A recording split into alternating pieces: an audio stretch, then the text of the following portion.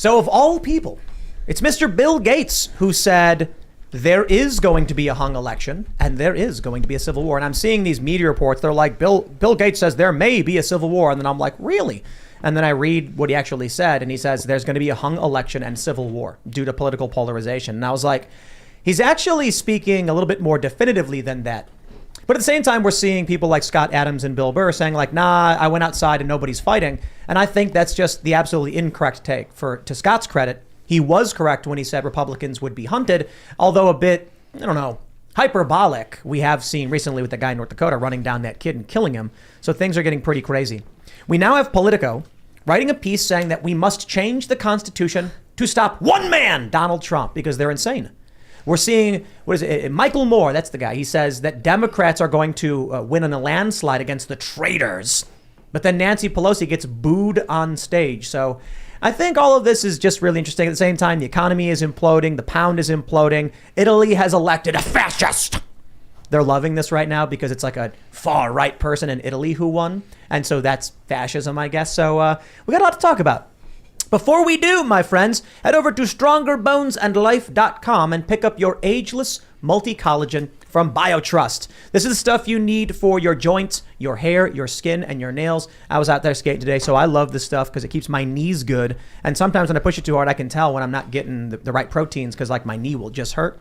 And it really is. It's weird like that because it doesn't seem like it would be, but you know, I don't know. I'm like, I take this stuff and I feel better. 51% off when you go to strongerbonesandlife.com. You'll also get a 60-day money-back guarantee. The healthy aging support of collagen in its ideal forms. 5 key types of collagen you need from 4 different sources. Essential to optimally support an array of full body benefits. For every order today, BioTrust will donate a nutritious meal to a hungry child in your honor through their partnership with NoKidHungry.org. To date, BioTrust has provided over 5 million meals to hungry kids. Please help BioTrust hit their goal of 6 million meals this year. It is non-GMO and free of artificial colors, flavors, preservatives, and sweeteners, free of gluten, antibiotics, and RBGH and RBST. Nearly no odor or taste, unlike bone broth and other collagen supplements. There's no clumping like other supplements. You'll also get free shipping with every order and free VIP live health and fitness coaching from BioTrust's team of expert nutrition and health coaches for life with every order. And their new e-report, the 14 foods for amazing skin with every order. Again, head over to strongerbonesandlife.com. Thank you so much, BioTrust. We love you. You guys sponsor a ton of our shows, and we're grateful to have you. And also go to timcast.com. Join us by clicking the Join Us button. We're going to have an uncensored members-only show coming up tonight at 11 p.m. Those are always wacky and fun, and we swear a lot. So we look forward to having you there. Plus, as a member, you're supporting our news team.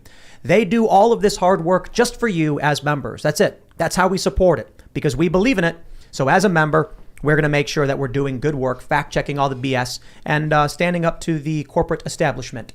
Joining us today to talk about, smash the like button, subscribe to the channel, share the show with your friends. Joining us today to talk about all of this is everyone's favorite, Libby Emmons. Hello. Libby Emmons, Editor-in-Chief with the Post Millennial. Glad to be here. Thave you. It's always good to have Thanks. you. And of course, we have the t-shirt merchant himself. Hey guys. I didn't see you guys there. I'm just partly sick and tired of someone here getting all the attention. Oh my God. So I got to sell some shirts. So we got to, I got my Bill Gates trendy bazunkas on, and the shirt that I'm proudly wearing today says, "The Great Resist. They will own nobody and they will be unhappy," which you could exclusively get on thebestpoliticalshirts.com. You gotta lift and separate there. This Luke. is, Luke, don't fat shame me. What are those asymmetrical lumps in your shirt? But you these gotta, right here. You're a little uneven. No. Who are you to say? Anyway. So before the show, Luke is like, I'm tired of Libby getting all this attention. And then he comes out of the bathroom looking like this. Hey. I couldn't help myself. Beautiful shirt. Hey, it gets attention. Hey, this is trendy right now, right? This is what your peak male masculinity, testosterone looks like right now. Face it, that's the reality. I like the way you control your own body. Thank you very much, Ian. I think I feel liberated. Right now, there's people listening on like iTunes or something, and they're just like, what are they talking about? I could understand why these are so popular. Oh my gosh. We can go into this on the after show if you want. This is like the classic autogonophile over here. Yeah. With Well, it was toilet funny. paper boobs. It was funny when Luke came out and Libby was like, you need to lift and separate to Luke. Yeah. And he doesn't know what he's doing, so they're all like crooked. they're and all crooked. bent. asymmetrical. Hey, I could help you, but I don't want to be accused of harassment. Yeah, careful. I'm watching you. Watch your hands there, Libby. Hurricane Ian is here. Inbound. Yeah, if you didn't hear, there was a tropical storm upgrade to, I think, a level 1 hurricane called Ian going towards Florida. So I'm going to do everything in my power to meditate and create some sort of polarization in the clouds above those winds to dissipate the storm. Which rock will help you do it? Any kind of crystal, I would imagine. So quartz, we got a quartz crystal here, another rose quartz there. I'm glad that I live in a country that won't string me up for being a heretic for talking about stuff like this. You know, we can be crazy and talk about weird and funny ideas in the United States. It's a beautiful thing. So let's keep that tradition going. That's the key thing. That's all I got for the moment. We need all the Ians to join together and figure out how to stop this storm so that my guest from Florida can get here tomorrow. Very excited. Let's get going. Let's talk about it all. So here's the story from Business Insider. Bill Gates says political polarization may bring it all to an end and could even lead to a civil war. I saw this headline and I was like, wow, that's really interesting thing of him to say. But so what? A lot of people have said that. And then I actually scroll down and read the quote. He says, I admit that political polarization may bring it all to an end. We're going to have a hung election and a civil war. Yet he didn't say we might. He says we are. We are going to have a hung election and a civil war. Now, I wonder, could this be because Bill Gates reads The Bulwark? Because we talked about that last week. And I don't know if you saw the story.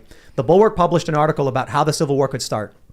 And I think they make an interesting point that come the midterms, you got right-wing people and left-wing people showing up to the polls. Duh, it's an election.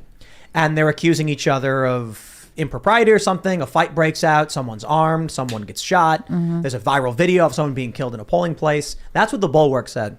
I don't know for sure, but I do think that if you already have people who don't trust the election, they're of course going to show up to polling places. I mean, what? Even 5 people maybe at each place? And then you're going to get Antifa types and leftist types, and they're going to show up as well. And then what happens? Well, his comments are very important here because he said specifically, I quote, I have no experience with it. I'm not going to put my money on it because I don't know how to spend it, saying pretty much that it's guaranteed. But then he also went on and later made the points that it's polarization and the lack of trust that is the main problem, specifically pointing at Robert Kennedy as someone who, of course, criticized him. And he's using this concern, which a large majority of the American people have. A lot of people think there's going to be a civil war in this country, according to many polls. He's using this fear in order to galvanize pressure on people criticizing him. So this is another aspect to also understand here with his latest kind of salacious comments. I love this idea that like Bill Gates is sitting in his living room like watching TV, and then he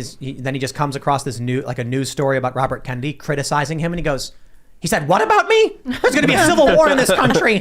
Like he thinks that. But the article also talks about how part of the problem is misinformation, right? And we know that misinformation is a catch-all term that is used to describe anything that the left doesn't agree with. Yep. You know? Here's my favorite part, though. He says, quote, I have no expertise in that. I'm not going to divert my money to that because I wouldn't know how to spend it, says the guy who owns more farmland than anyone else in the United States. So I start to wonder about that because when he started buying up farmland, we talked about it, right? And we were like, creepy. Why is he doing this? Right. Yeah. Good investment, maybe. Now he's like, oh yeah, and by the way, there's going to be a civil war, and it's like, is that why you're? Because here's what I said when he was like, I wouldn't know what to do. I said it's simple, like build a bunker. I mean, what I actually said was get a corporate laundromat and hire 8 German guys to start digging underneath one of your machines, for your. He's watching Better Call Saul. So. Yeah, I mean, he's also working on a lot of interesting projects. He's introducing a new kind of patented GMO corn into Africa, which allegedly is going to be helping them deal with hunger and the climate. And in reality, he wants to get people off of meat. He wants people to stop using cows, chickens, pigs in order to fight climate change. And he's doing this with GMO corn. Is this corn going to be the kind that has no seeds? You know how there was like Monsanto seeds that did that specifically, farmers had to keep buying it from them, and farmers were sued even for cross-pollination previously before. It's still unknown the details of what's happening here, but Bill Gates was one of the major backers of Monsanto, which introduced corn, which is heavily subsidized and creates high fructose corn syrup, which is banned in many places around the world. So wait. They produced corn that made no seeds. They produced a number of agricultural products that produced no seeds, so the farmer always had to buy the seeds from Monsanto and be dependent on them. Right. No, I get that. And I know there's like seedless watermelon. I'm just imagining. I'm wondering about how seedless corn would work, since all weird. corn is seeds, right? So, I think as I said, that I was like trying to visualize that. Yeah. Well, I mean, it's sterilized. Yeah. So it can regrow. Corn. Yeah. So but I'm wondering. I mean, like seedless fruits, things like that. We have seedless grapes. I'm just wondering. It's like I'm imagining a dystopian future where people find seeds and they're like, we're saved, and they plant them and they get one crop, and then there's no reproduction. And there's nothing. Yeah, exactly. And then it's over. Yeah, that's why they have those seed vaults in the Arctic. Svalbard. Right. Yeah, it's in what is that, Norway, or is it? I think it's Norway. Is it Norway? Svalbard. Yeah. The seed vault where they store all those seeds, because I guess we don't want to die. You know? Yeah, like we don't want to die. I think it's a good idea. Humans have grown quite fond of living. Yes. Yes. Most of them, at least. Yeah. You know. But as he's trying to push for climate change, telling people not to eat real meat, he also has 100 patents on synthetic meats, on synthetic cheeses. He also has a lot of intellectual property, and he literally just came out a couple months ago and said rich countries need to switch to completely synthetic beef, which of course would greatly benefit him more than anyone else. So we have to start thinking about why he made these comments now about civil war and what's the greater benefit to him, as of course it's also important to note here that he is a man that has financed and funneled hundreds of millions of dollars into the corporate media that literally acts like his PR marketing team that regurgitates all of his larger business proposals and sells it to the American and international public. The Guardian, the BBC, MSNBC, many organizations are directly financed by Bill Gates, and this is why you can't trust any legitimate news coverage, as well as also the fact checkers that of course attack any criticism of him, which is absolutely dystopian and ridiculous to live in such a world where we can't even criticize this billionaire that is best friends with Jeffrey Epstein. I see all these people that say they don't think civil war is possible and stuff, and I'm just like, more and more people are at each other's throats. More and more people are accusing each other of being evil. It doesn't matter if you're right or they're right. You know, we think we're right. I think we have evidence to back it up. We don't fall for the hoaxes like Jussie Smollett or the Covington kids or the Duke volleyball thing. Duke volleyball, the lacrosse thing? No, the volleyball thing. What was that? Well, there was, yes, of course, I the remember lacrosse hearing thing. about that. But then there was the young woman who said that she was the volleyball player and she was out at BYU. And there was a racial slur said that there was used a against racial her. slur and that people were calling her racial slurs the whole time. And after an investigation, it turned out nobody else had heard it at all. Right. So these no people, one had said it. But the corporate media ran with it like it was The a real corporate media story, ran even though it with was a it. public event in Right. front of other people. And I remember looking at that story when it came out, and we were like, we're going to hold on this because I bet this is a hoax. And then sure enough, it was. So this is the point. I mean, we sit here, we read the news, and we're like, okay, these things are probably fake. Oh, here's another story. That's probably fake. We're going to wait for evidence. The other side is just like, must be true. Let's roll run with it. It doesn't matter who actually is right, though. Truth is irrelevant. As much as I think truth matters for us, in terms of will a civil war happen, the truth is meaningless, and it's exemplified very simply. If you go to one of these people and say, here's the truth, they go, don't care. But I don't care. You know what, that people are, yes, that does happen. That makes it all the more important for us to hold on to reality and hold on to the truth. I agree. And to stand on it. You have to stand on the truth. For existence and reality, the truth matters. What I'm saying is, in terms of will there be a civil war, it doesn't matter if you hold the truth or they hold the truth, because they are zealots who will believe whatever is placed in front of them. So you can go to them as an outsider, like Larry, I think it was Larry Elder pointing this out, and show them, here is the transcript from the New York Times of Trump saying, condemn the white supremacists. And they go, I don't care. I don't want to hear it. Right, because they don't think that it matches what they believe already. I mean, a civil war, though, like, you know, you and I were talking about this before we aired, and the people who are like, oh, I walk outside and nobody's angry at each other. There's no fighting in the street. A civil war wouldn't be like fighting in the street. People would arm up, go to their separate camps. You know, like go to their separate areas or whatever. Well, no. Well, sort of. We have this tweet here from Scott Adams, and he says, there won't be a civil war in the United States, not even close. There is no appetite for it outside Twitter imagination. One person said, your source? And his response was walking outside. Wasn't he earlier just saying that people are going to be shot in the streets? He was saying Republicans will be hunted. Same person. And then, like, we did see that happen on a couple occasions, so I don't know why he's changing his mind. The other thing, though, is... what I responded to him was, what about walking outside in Portland, LA, Chicago, or New York with a Trump shirt on? And I agree, Scott Adams may be right. It could just be a slow revolution of authoritarian powers because the right doesn't want to fight. But here's the point I made. Imagine it's January 1861. And a guy in Atlanta walks out of his house and he's fuming. He's like, oh, I just read the paper and I hate those Yankees. Oh, and then he walks up to his neighbor and punches his southern neighbor in the face. Why would he do that? His neighbor agrees with him. Of course you can walk outside and no one's fighting. Like, people in New York agreed with each other. They were cheering on the what was it? It was the dude. It was a southern dude who caned a northern guy, right? I think it was the caning. I don't know. I don't remember their names. But like, one side was cheering it on, one side was condemning it. So yeah, in the South, you walked outside and everyone was like, it was bad that happened. And then people in the North were like, it was good that happened. Or I think it's inverted. The point is, yeah, you surprised that you walked outside in like 80% Democrat New York and nobody's fighting each other? Okay, well, put on a MAGA hat like Blair White did and walk around LA and see how long it takes until they attack you, because they did. Blair got attacked and this was years ago.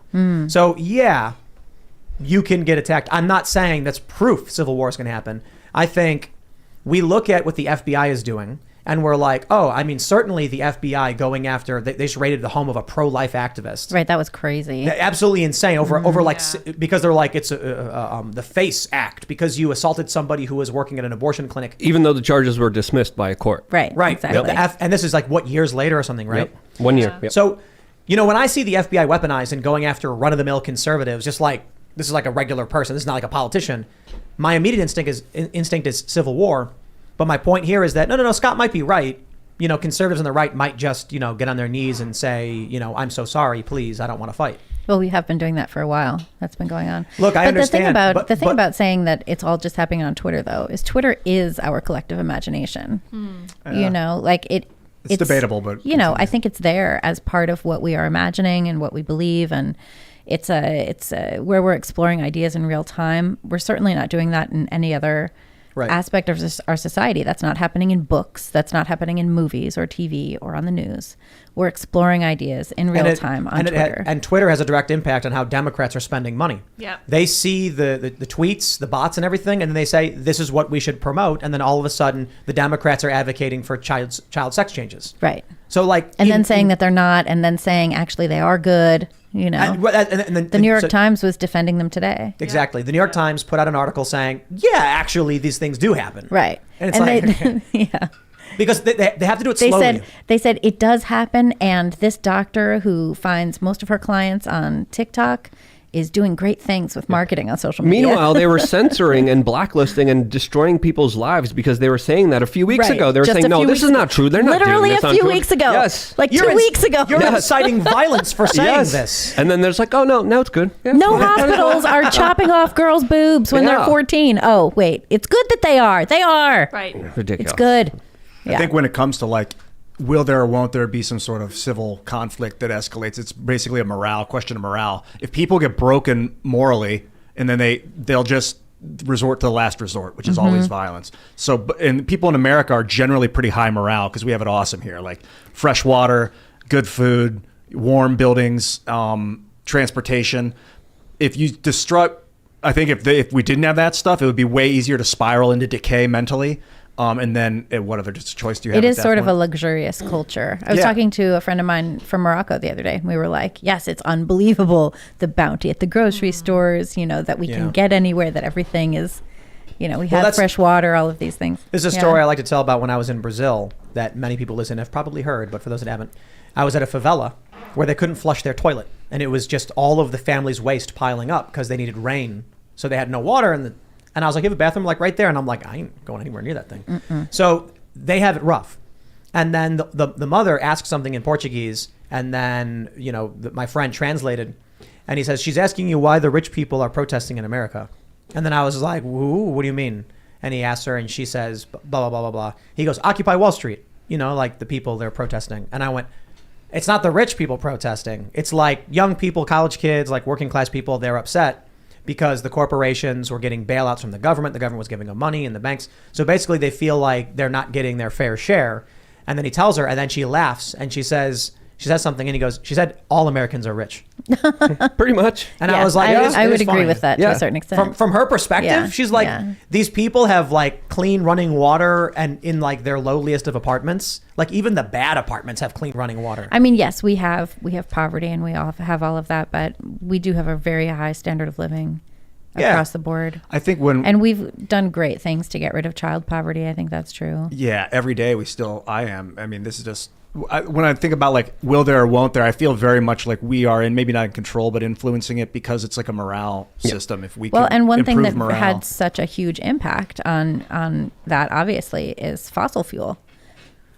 Fossil fuel was responsible for decreasing poverty globally, for decreasing poverty in the U.S. and creating 7 billion people. Yes. When you look at the advent of the petroleum industry, human population goes straight up. And that's what we have. I mean, isn't the petrodollar what we really have to thank for our wealth too? So I have to wonder, when you get someone like Bill Gates, who's like climate change over and over again, when they want to get rid of fossil fuels, it sounds like what they're really saying is like, yo, we used too much energy too quick and now there's too much going on. We help too many people. There's too much activity. There's too much freedom. There's too much prosperity. We must have it all for ourselves. And this kind of egomaniac kind of idea, I need it all. I mean, look. The planet, most likely. The planet is suffering, but why should I give up my private plane? It's suffering because of them and what they're doing to the environment. And they because travel of their greed. Right, they fly private jets. They live in the mansions. They boat around in their little yachts, as of course they go to China, exploit slave labor and all the non-regulations there that they called for and put up and set up there. Bill Gates literally advises the Chinese government. What else do you need to know about what he's really behind and what he's really doing? Well, he complimented the Chinese government, said they did a good job with COVID. Okay. I want to jump to these next stories because I want to keep it on track. This is a tweet from Logan Hall. Clark Hall. He's the digital at the newfounding.org and used to be at the Daily Caller. He said, seems like Biden's speech equating conservatives with terrorists worked as intended. September 24th, elderly pro-life volunteer in Michigan shot after heated conversation, pro-life group says. The elderly Michigan woman was going door to door discussing a ballot proposal on abortion. Then we have Pennsylvania pro-life activist arrested by FBI, charged with assaulting a clinic escort. Prosecutors say Mark Houck twice assaulted a man outside a Planned Parenthood clinic on the same day last year. It's overtly partisan. Then, of course, we have Kayler Ellingson's alleged killer not under house arrest, no curfew after posting very low bond. Former assistant U.S. attorney says the very low bond is woefully inadequate. Not only that, but I was reading that the guy who killed that's the 18-year-old kid who was killed, and the guy said he was a Republican extremist. I read that in his bail hearing, he was shocked that the courts were holding it against him.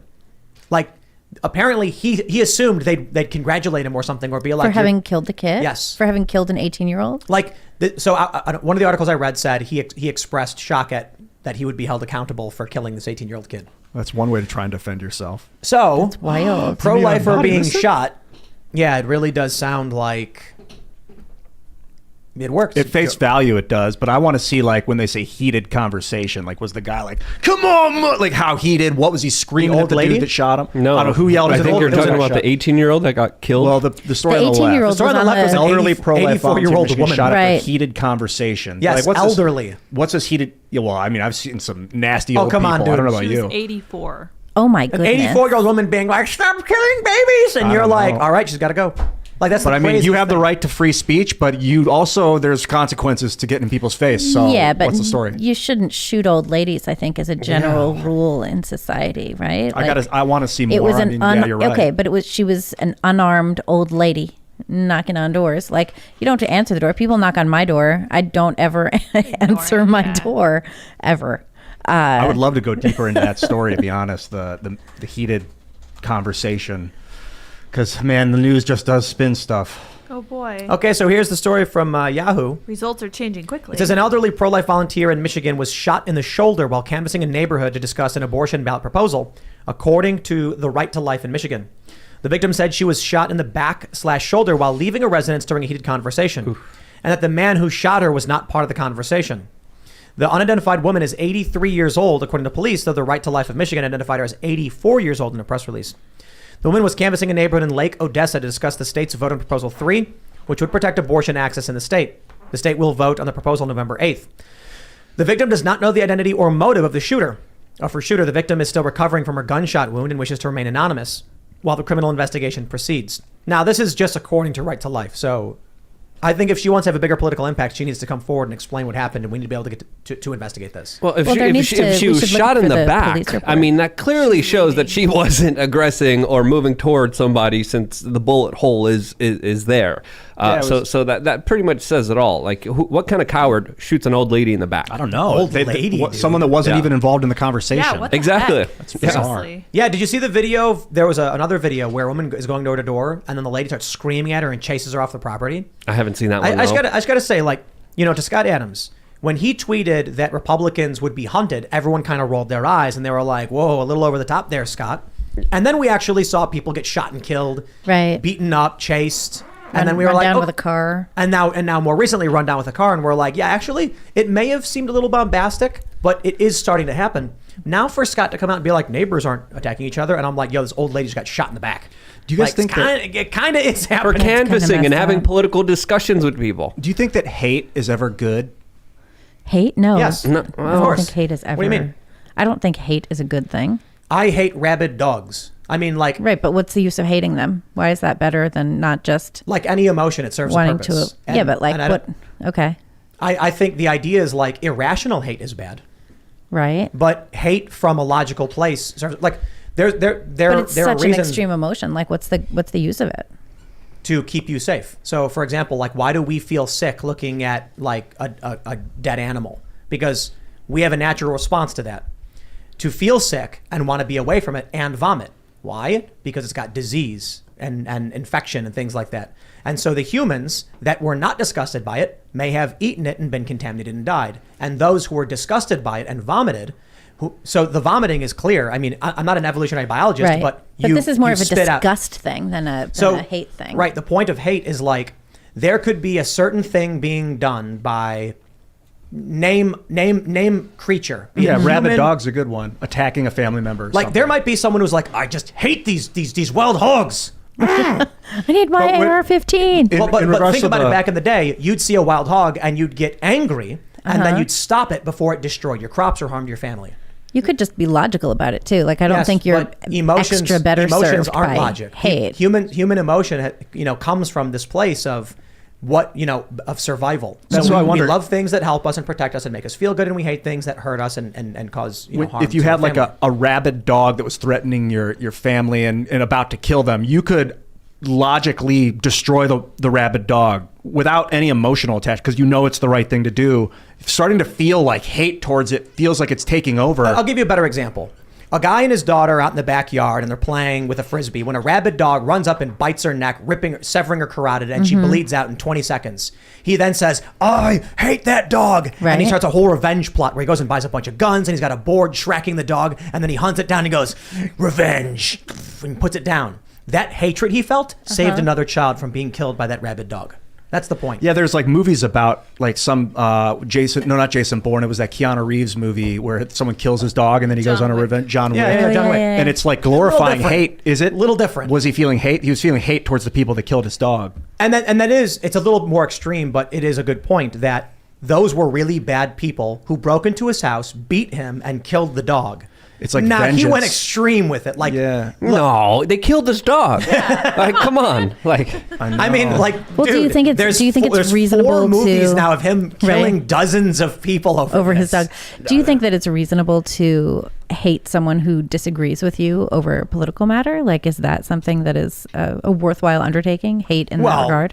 What do you mean by worthwhile undertaking? Well- I think hate is totally fine. I think you just don't want to attack people and you want to be reasonable. Like, you're allowed to hate people. Hate is a fine emotion, but you should be rational about it and you shouldn't act out upon it. So you can be like, yo, I just really hate people who throw litter out of their cars and don't care and are polluting everything. Like, I genuinely despise that. Yeah, I hate I'm that not too. going to attack the person. You hate Right, the action. exactly. No, people who gloat and laugh as they throw waste. Do you in the see people streets. gloating and laughing? I see people actually, you know what I really hate, actually, I will use the term, is parents will show their kids to throw trash on the street in Brooklyn. And that really makes my blood boil. My point is, like, there are things that we universally despise. Mm-hmm. Like a serial killer who gloats about murdering. Like, I hate that person. Like, I Right. genuinely despise people who want to victimize. I don't like violent, you see that video of the guy in the convenience store? Which And one? the store clerk is on his knees. And the guy walks up behind him and the store clerk's like giving whatever he wants. And then the dude just kills him anyway. I genuinely hate that guy. Yeah. What makes that means sense. is I think about what he did. I think about what he believes in and who he is. And I hate everything about what brought him to that point and that guy right now. Hate him. So you got to be reasonable about it. What we don't want is irrational hatred where you just hate someone because of the way they look. But That's is hate stupid. rational? I don't think hate's rational. It literally it's is. an emotional discharge. Okay, so this guy literally shot and killed a dude on his knees who was cooperating. So if you were like I a hate it. military commander, you'd be like, we need to execute the threat, but you're not No, like, no, I'm don't enraged, change because then the you subject. can't control their... Don't change the subject. Well, if you're really... a guy walked into if a you're store... lucidly handling and it. A guy walked into a store and aggressed upon another person who complied and killed him for no reason. Yes, I hate that person. But like... And the response should be, we need to stop them. With that hatred and that anger that I feel, it is... What is the appropriate way to stop a person like this? And how do we prevent it from happening in the future? That hatred is what leads us to stopping the thing from happening. You can do it without hate, too. Vengeance is very dangerous because when someone becomes emotionally we're not charged... talking about the same thing. We're talking about emotionally charged response. Vengeance is not the same thing. We're not talking about the same thing. Hateful response is a form of revenge. You're talking I don't about want revenge on the guy. I want him to be stopped. Yeah, that I This might be a understand. definitional issue. Maybe. Yes. Yeah, semantics. I think hate... I think that's Hate's fine. Yeah. Hate's an emotion. Hate's fine. You're allowed to feel emotions. Emotions serve a purpose, and they're part of the human experience. Yeah, but emotional leaders are dangerous. Like Emotional leaders. I hate wasps. Like I actually Like hate those people from New England, the like No. white people with they No. stir the gin with them. No, their the fingers. stinging venomous insects. Okay. They like The other they don't kind. they don't make honey. Like what are they even doing? I don't know what wasps are good Okay, for now, either. I there had are one some chasing wasps, me yesterday in There are some some barn. wasps. It They- freaked me out. Some wasps kill other bugs, and Uh-huh. I'm fine with that. Like stink bugs. The reason we have stink bug problem now in the East Coast is because they're native to China, and there's a wasp in China that hunts them in the air and So just we- kills them in the air. We don't need to We bring need that those. wasp, no, don't we? no, into it. No. They're big. we too. don't need those. Okay. Ooh, we got a lot of stink Yeah, bugs. look, the stink bugs We are at least don't need stink bugs are at least cute. Yeah, like that's true. they're doofy and they like walk around and they clap for you. You ever see the stink bugs clap? Stink bugs? No, but I saw a spider cricket yesterday, and that freaked We me out. got a bunch of those. What Oh the? my gosh. Oh, did not Spider like cricket? it. It was Yeah, a they're spider all over. cricket. There's like 7,000 in the skate park. Nice. I was Yeah. reaching into a bucket to get some goat food, and there was a spider cricket. Oh boy. Yeah. So listen, why do I hate wasps?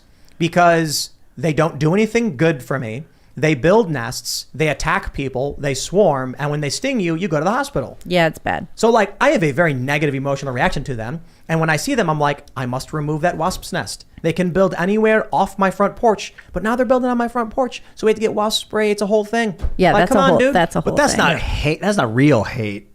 There was What a do you mean, mouse like in my hatred? kitchen the other day. I kind of hated it, but it was also sort of cute. But I still hated it. People have pets as mouse. Yeah, but I don't need a feral mouse as a pet living in my kitchen.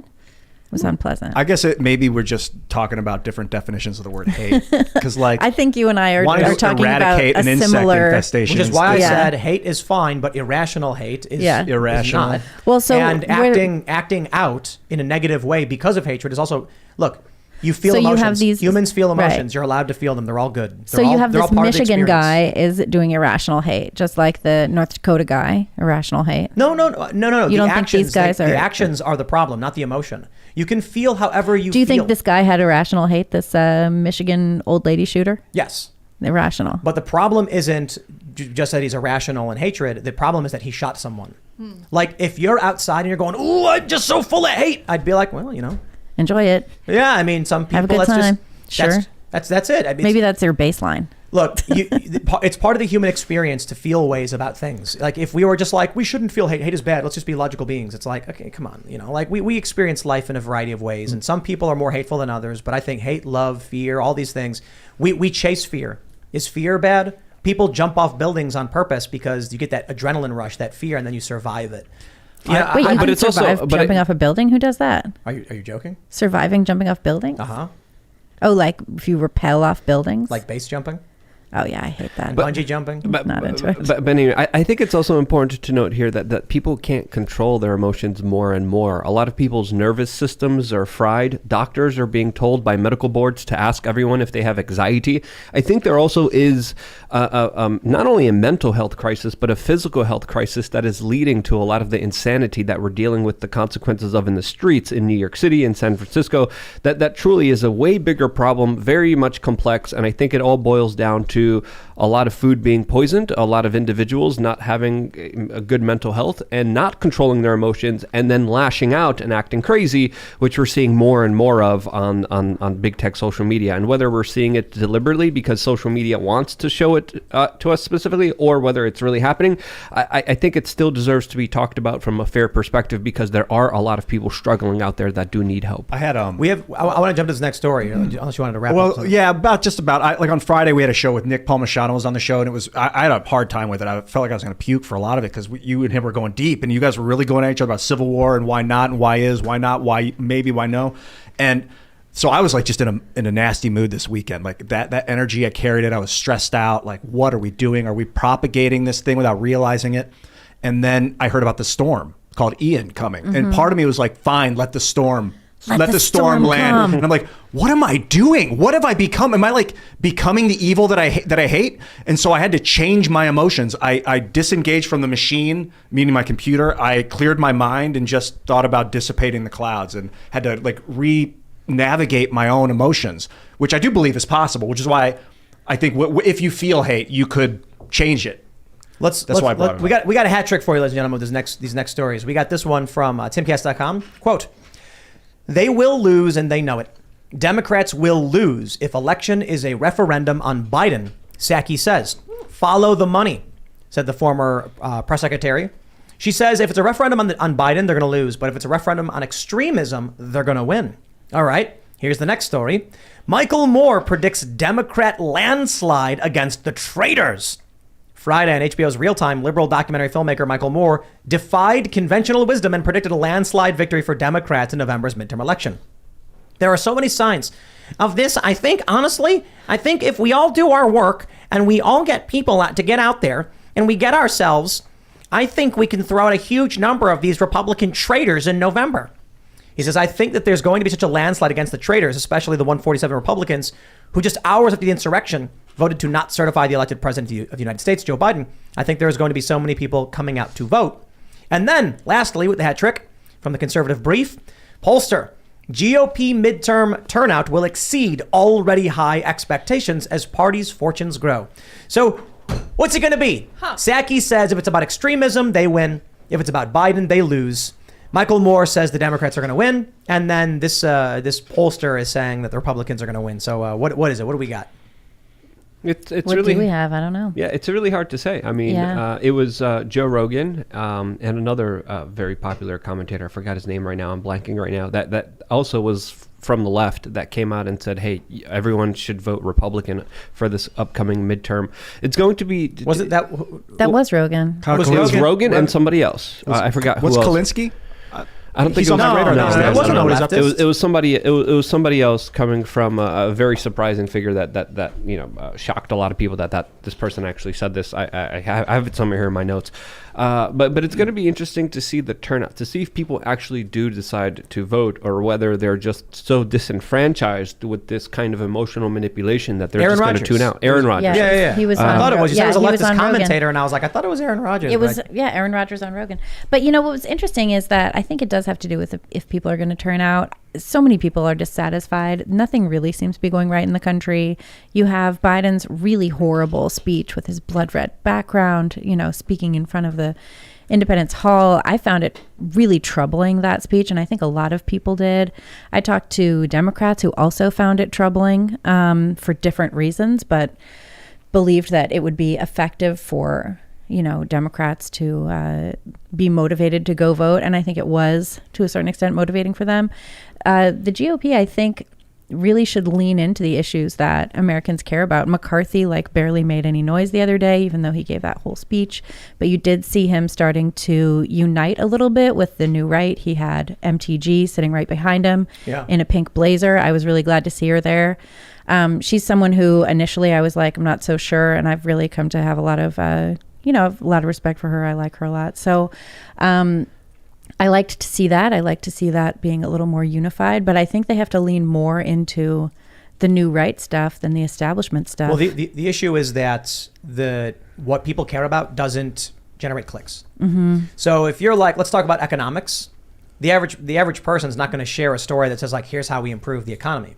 Right. What's going to get shares is Trump supporters are fascists and Democrats are giving children sex changes. Right. So those end up becoming dominant issues. And I'm not sure if you've experienced this too, but stories about the border, which people do say they care about immigration, border stories like don't get a ton of shares either. Why do you think that is? I think because it's super depressing to see little kids abandoned at the border. I don't think we've had any reasonable solutions that have been enacted other than, during the Trump years, it slowed down substantially, I think. But I just don't think it's an issue that people want to deal with. I think people are primarily conflicted about it, and it's going to be cognitive dissonance. Yeah, I think there's something like that going on with it. I think what I'm going to be looking for in this upcoming midterm is one, how many people come out. Two, how effective is social media going to be, and big and corporate media in swaying the emotions of people to vote a particular way? I think it's going to be very interestingly, because historically, the president's party loses the midterms almost every time throughout the midterms that always happened throughout the latest the races. That happened to Obama, right? That happened to Obama. That happened to, I think, to Bush as well. Mm-hmm. It happened 17 out of the 19 times since the last time. So, Right. sorry, the bazunkas are. I know, I keep looking having at a them. hard time for me staring to at your chest, concentrate Luke. here. I'm actually wondering, is it having an impact? I think so. I mean, there's Aaron Rodgers right behind me, and I was like, Touch with your who's that feminine guy? side. Who is that? I don't know. I'm acting like a boob. You're having like baby brain over there. I and you know. haven't- It happens. It's the power. It gets to me here. Preparing to be a parent. Maybe I won't tell anyone my private life, Don't but kiss that's and beyond tell. the topic of what Right. we're talking about here. Looking great. Now the midterms here, as we're trying to focus here, Ian. Before the show, when Luke walks out with the fake boobs, Ian goes, "He's looking good." Whoa! Should have wore a V-neck, but anyway, it is going to be interesting because it is going to tell a lot, and it's going to foreshadow what's going to be happening in 2024. So, who's going to have the power? Who's going to have the influence?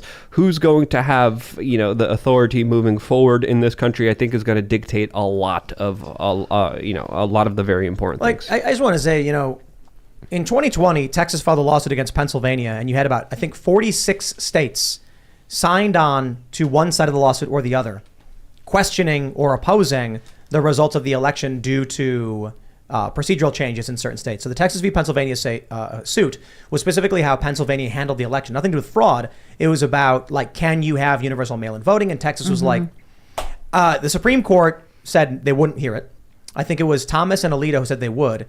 And I was kind of shocked by this. Not really, but they should have heard the case. Texas has a right to make their argument as a state in the union. I thought they should have heard the case too. Yeah, it's like if there is a question about the procedure by which which votes are cast, and one of the states says what Texas basically said is that Pennsylvania is negating our votes by holding their election in such a way that violates the U.S. Constitution. Right. They also said that Pennsylvania was holding their election in a way that I think violated Pennsylvania law.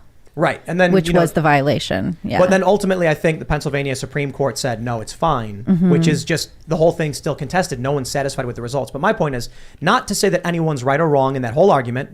We can have an argument about that later. My point is when you have almost half the country suing the other half, is that not indicative of something really crazy happening in this country? Then you get January 6th. Then you get, I think Aaron Rodgers was killed before January 6th, right? Was it 2020?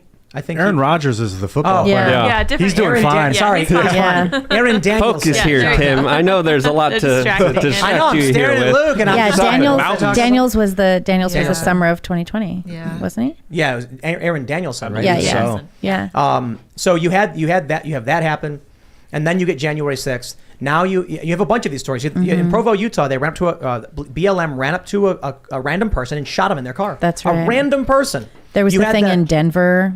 What was it? What was the thing in Denver? The thing in Denver, there was a guy who had been sort of hired as a security guard, but had never been vetted, Shot that guy. and shot Oh, a that's conservative right. activist. Yup. Yeah, in Denver. And then after all of that, what I think happens is you're a frog in a pot and the water's boiling. And so then you see people be like, you know what? I went outside and nothing's happening. And it's like, do you have amnesia? Did you forget everything that happened in the past couple of years that's going to be in the history books people forever? do forget everything, right? Yeah. People forget everything except what happens right around when they're currently thinking about everything. They don't think about what happened before. Everyone wants you to forget about what happened in 2020. Everyone wants you to forget about COVID. They don't want you to remember that your kids got sent home from school, that your kids are like doing math at some grade level well below their current age. They don't want you to think about any of that. They're just like, that's over. We're moving on. You know. So, someone in the chat said crime is not civil war, and I'm not saying it is. Right. I'm saying that Bleeding Kansas also wasn't civil war, but people were fighting over the issue of slavery.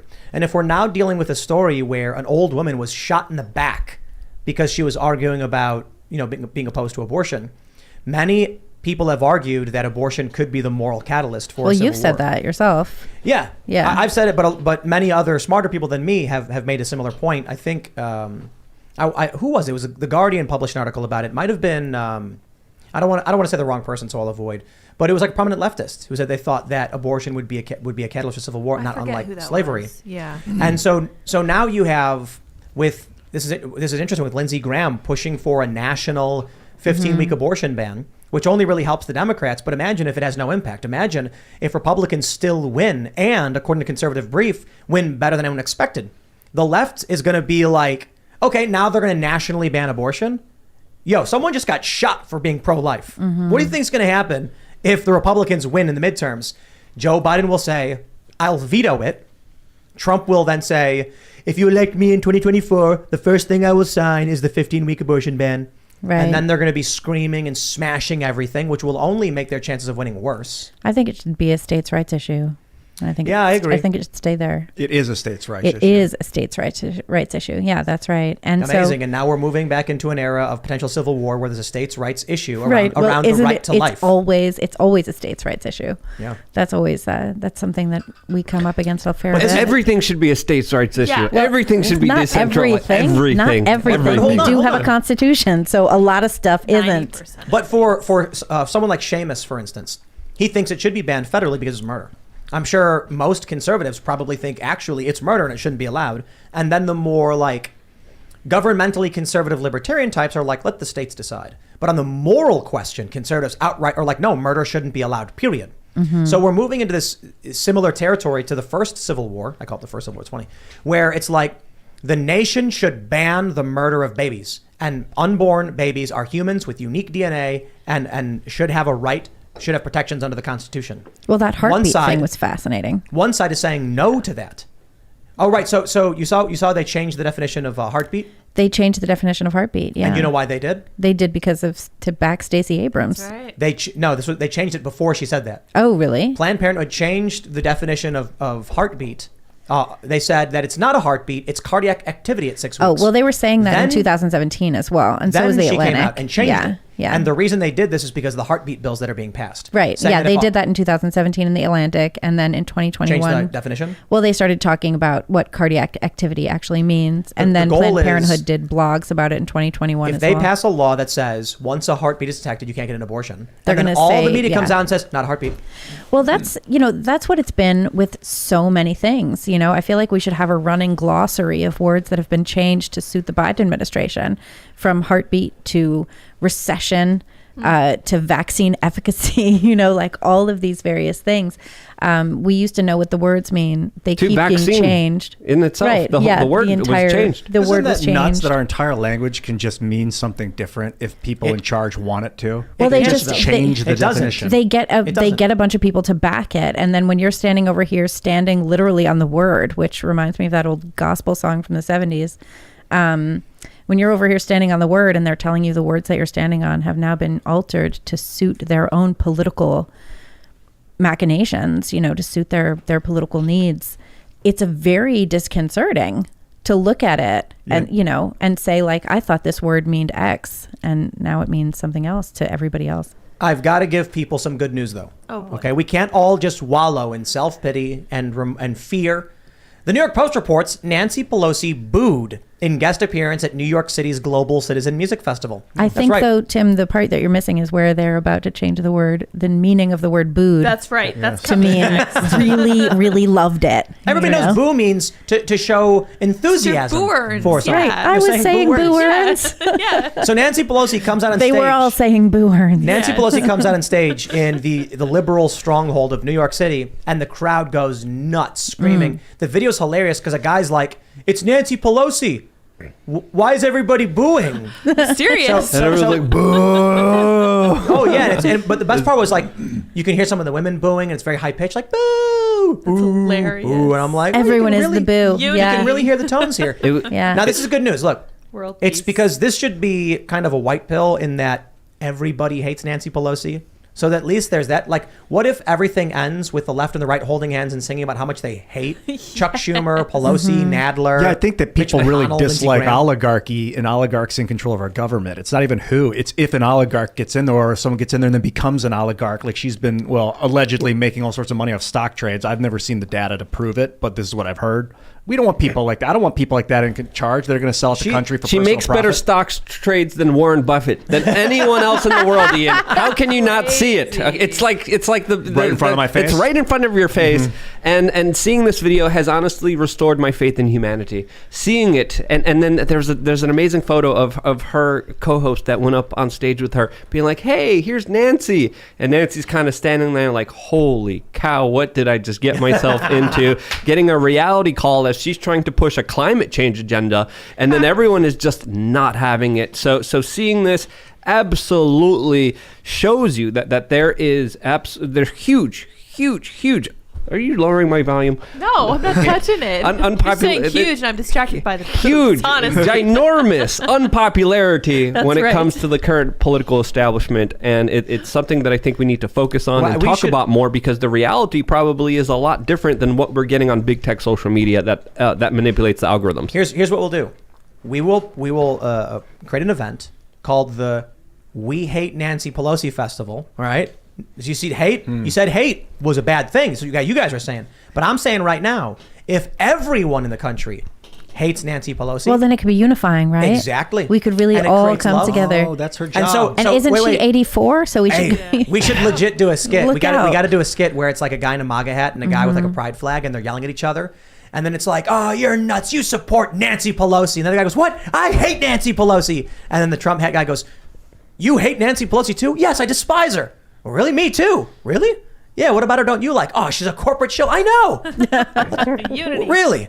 Let's sit down for a second." And they sit down and they're drinking together, and They Remember become when best the- friends and Yeah. buddies for the rest of their lives, and they die old. Remember her COVID haircut? That was the whole big Oh. thing. No, Remember the her best freezer packed with ice cream? one. I mean, That was come so- on. that was it was so tone deaf. It was unbelievable. It was the capital city of the Hunger Yes. Games. Yes. Everyone being like, "My life is ruined," and she's like, "Look at my $20 ice cream." Huh. You're like, No, no, I not can't just work. one I can't $20 survive. ice I cream. can't pay the bills. She had an entire freezer full of I this know. stuff. It's It was like- like packed. She couldn't even fit her like emergency chicken in there or whatever. She had like you know? $1,000 worth of ice cream in her freezer. Yes. Oh my goodness, that was so horrible. And Biden was like, "I love ice cream too." This is the Democratic Party represents like it's a capital city. And then the corporate media. Trump had 2 scoops of ice cream. He's bad. That was Right, and amazing. Biden's out there like with it dripping off his chin. I don't know. Oh. Do you think term limits would solve it? Like flat out solve this No. problem of oligarchs? I don't think so. The issue isn't oligarchs. The issue is culture. That people would vote for Nancy Pelosi. I know, but Like, what are they voting for actually? Just the name? I mean, they might. I mean, yes, I don't to know. a certain extent. I mean, people I are don't used to think outsourcing their political views to whatever seems most expedient. I don't think they're voting for her. I think they're going in and voting Democrat. Right. That's why I was saying a long time ago, remove Democrat and Republican from the ballot, so you don't know what party they're a part of. Also, first names, just initials, so you can't tell who's who at all. What? That would be interesting if you have no idea who The you're issue voting is, for. people go in and they go Democrat, Democrat, Democrat, or Republican, Republican, Republican. No, if you don't know who you're voting for, don't vote for them. Right, that makes so sense. remove the party and just the names, and then you'll be looking at a bunch of names and you'll be like, I don't know. But that's what people do, is they just like, they No, vote. they see the Democrat, and Right. even in Pennsylvania, they had a thing for a while where you could just click Democrat and it would give all You the could pull Democrats. the your lever. vote. You could just pull Right. the. I had a politics teacher in high school, Pat Rice Snyder, and she talked about that. Just pull the lever. Yeah, Just pull the lever Democrat, all the way at the top. done. I never voted in Pennsylvania. I only ever voted in New York. So I say we remove parties from the ballot, so you'll just see names. What about for the primary? Well, for the primary, you don't need to party on it anyway. Mm-hmm. It's just like That should be open, I think. Do you think? We've talked about this before. Open primaries been- are terrible. I've been No, thinking bad about idea. it back and forth. Oh, I do you think think? open Decide what I primaries are think. bad. Yeah. What is your thought? I've been wondering about it because in New York, I'm a registered Democrat, so that I can vote in the primary that has the most say over who ends up on the final ballot. but then I can't vote in the Republican primary, which would be where I could vote for who I think should probably actually be in charge.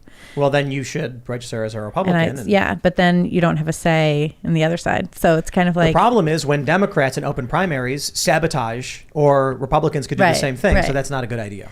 Right. So pull off the D and the R, term limits, 2 terms, and we got to have open source voting machines, because that's my most demoralized issue. Term limits are not term the issue. Limits, yeah. I can't stand like 10-term 85-year-olds that are like dripping. I mean, I would say Ron 2 terms and out if I could get the other 80 Ron people out. Ron supported term limits, so. Exactly. He's a guy that would give up the power out of righteousness.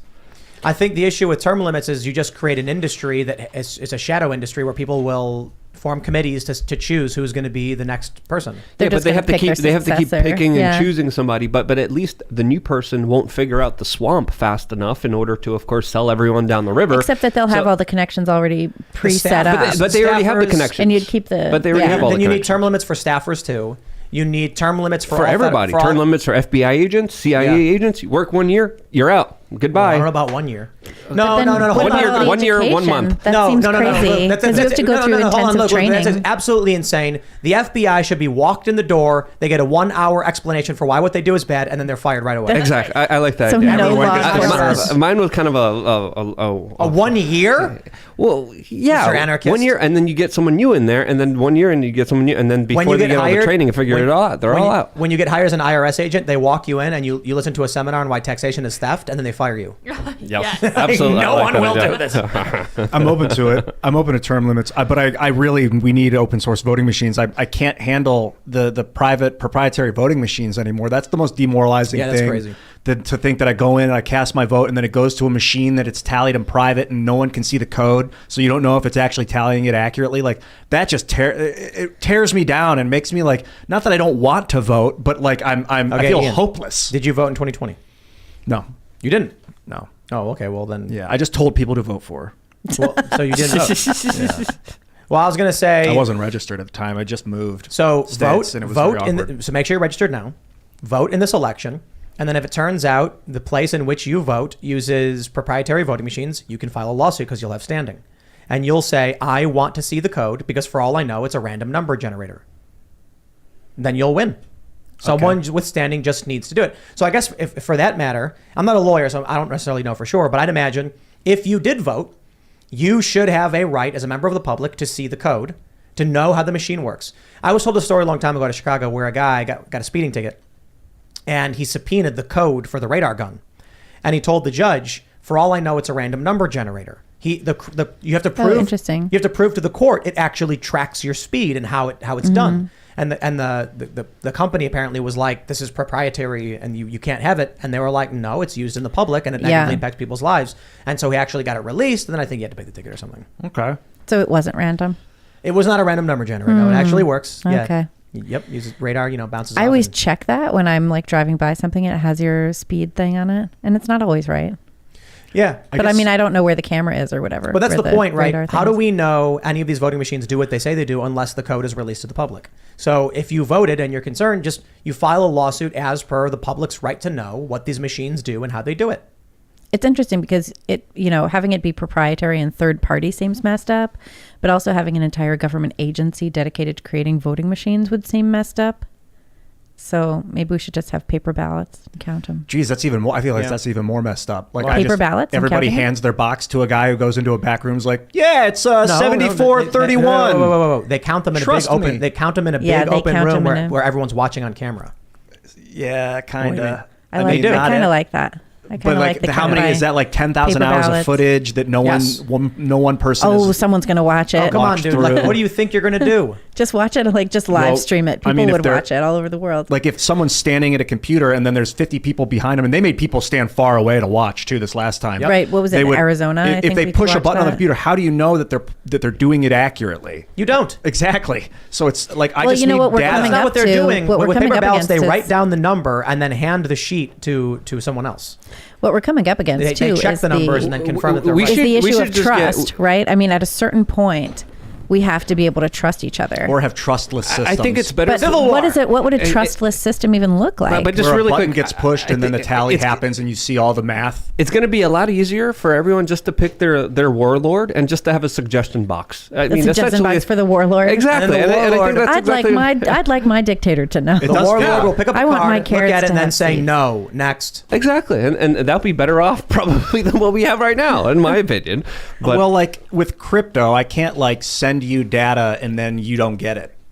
You get it, or I know Oh, yeah. that it goes. So like, no, they're if talking that was about how doing. votes were happening. They're too. talking about doing crypto-based voting in Africa, and I think some local jurisdictions have already implemented it, where everything is on the blockchain. People are able to see the receipts. People are able to see everything coming back, moving back and forward. And that's that. I was at an African Bitcoin conference in Nigeria that was actually implementing this in local regions. So there is a possibility of implementing this kind of open source, free technology with all the receipts, all the transactions, with a public blockchain that I think would be worth looking into, but essentially with how corrupted our political system of suggestion box is almost the same in my opinion. Let's talk about the future of this country.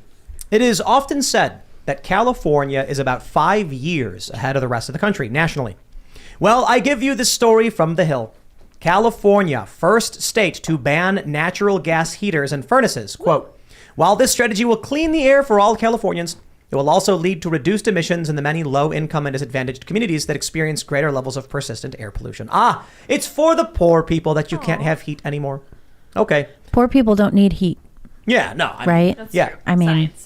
Yeah, poverty generates energy. So Right. they're just naturally warm. plus I think they probably already have tools they can create fire. This kind of stuff always reminds me of I always forget too what play it is. What play is it? Anyway, it's Chekhov and the Three Sisters. what's his name? I have it right Anton here. Chekhov. Yeah, and he's saying it's Uncle Vanya. Oh, yeah. It's Uncle Vanya.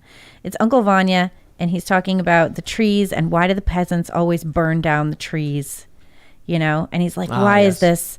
Why do the peasants need to burn down the trees? Can't they just use peat? They can pick it up off the ground and burn that. And of course, burning peat is a much dirtier. It's a much dirtier source. The smoke is worse and all of that. But we're constantly trying to tell everybody how they need to heat their homes, how they need to, move around, all of this. So they it's ban- unreasonable. They ban gas cars. Mm-hmm. They're banning natural gas heaters. So everything's going to be electric.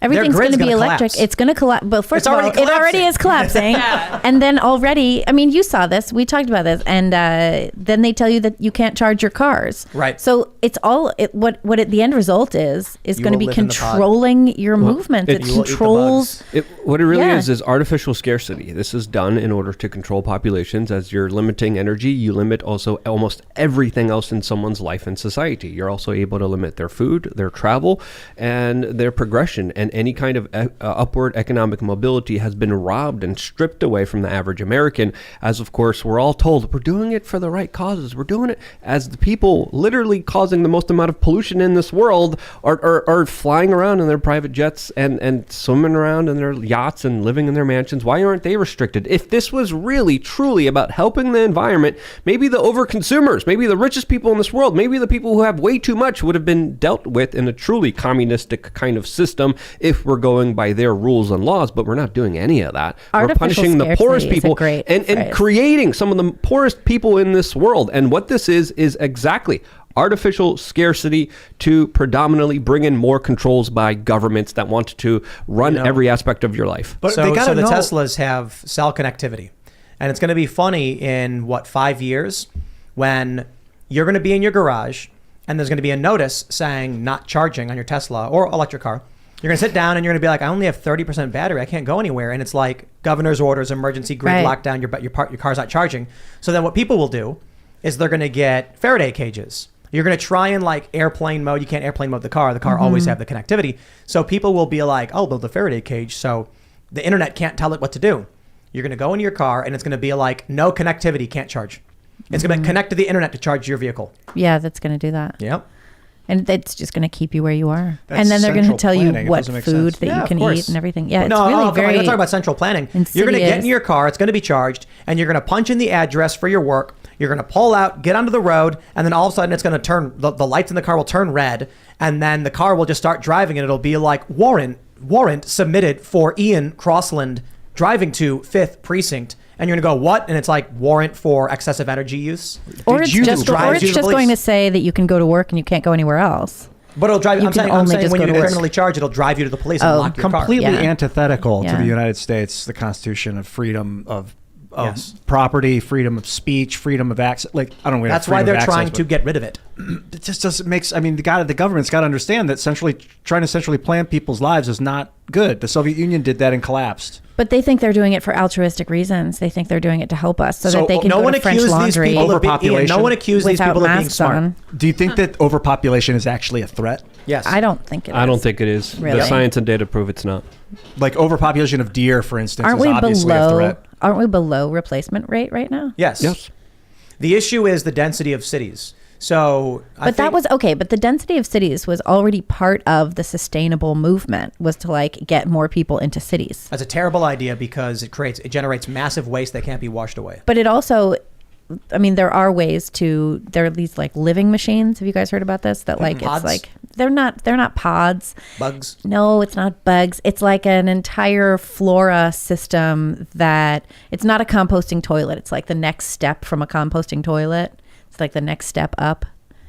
Anyway. It's a toilet? It's not a toilet. It's a whole system. It's a living machine, and it takes all of the waste and it turns it into like a big garden kind of thing. And you can put these in apartment buildings that you turn into cities. So you have like massive apartment building cities that have zero carbon footprint. They produce no waste because it all goes through these living machines.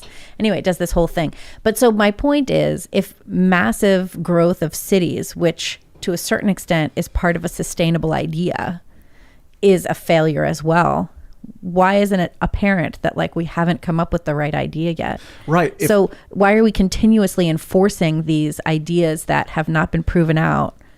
We need to live like they lived in Avatar, you know? And I I'll didn't just see that live movie. under trees and hold hands and rock back and forth. Oh, right. Yeah, but I think that they're afraid of zoonotic disease, or the humans are destroyed because they have, in one way, they're like cities are grossly overpopulated, but secondly, they're like, we need people in mega cities because we don't want them to disrupt the environment. There was like the 2050 city. Remember that? The like 2050 city was a thing before the 2035 no car thing. They're continuously coming up with these ideas. So like, they're afraid that humans are going to poison the earth, so instead they're going to try and force them into large cities that are poisoning the earth. Yes, a lot of the policies that you're seeing done in the name of climate change are creating more climate change, especially when it comes to limiting energy, shooting down nuclear reactors, getting rid of energy that could be explored, that could be produced. There's been domestic policies in Europe, in the United States, that deliberately hinder energy to the people. Energy is correlated with economic prosperity, and this is, to me, done deliberately. People call it the Great Reset. People call it the Great Collapse. I think there are far larger consequences to this than the average person even kind of understands or could even comprehend here. So if you look at a lot of these policies, a lot of them are correlated with more pollution, more disastrous, situations for the poorest people in the world. I was thinking of the wall, and where is Saudi Arabia or UAE, somewhere they want to build this large city. Oh, the line. The line. Yes. The line. And maybe it's nonsense. They're thinking that it's defensible. If chaos were to erupt on Earth and there was a global war, that the large cities, mega cities, we could defend them with air support. We know where everyone is. And chaos is dangerous. But like the realistic thing is if everything's concentrated in one area, then it's a bombing target. And it also seems really disgusting and horrible.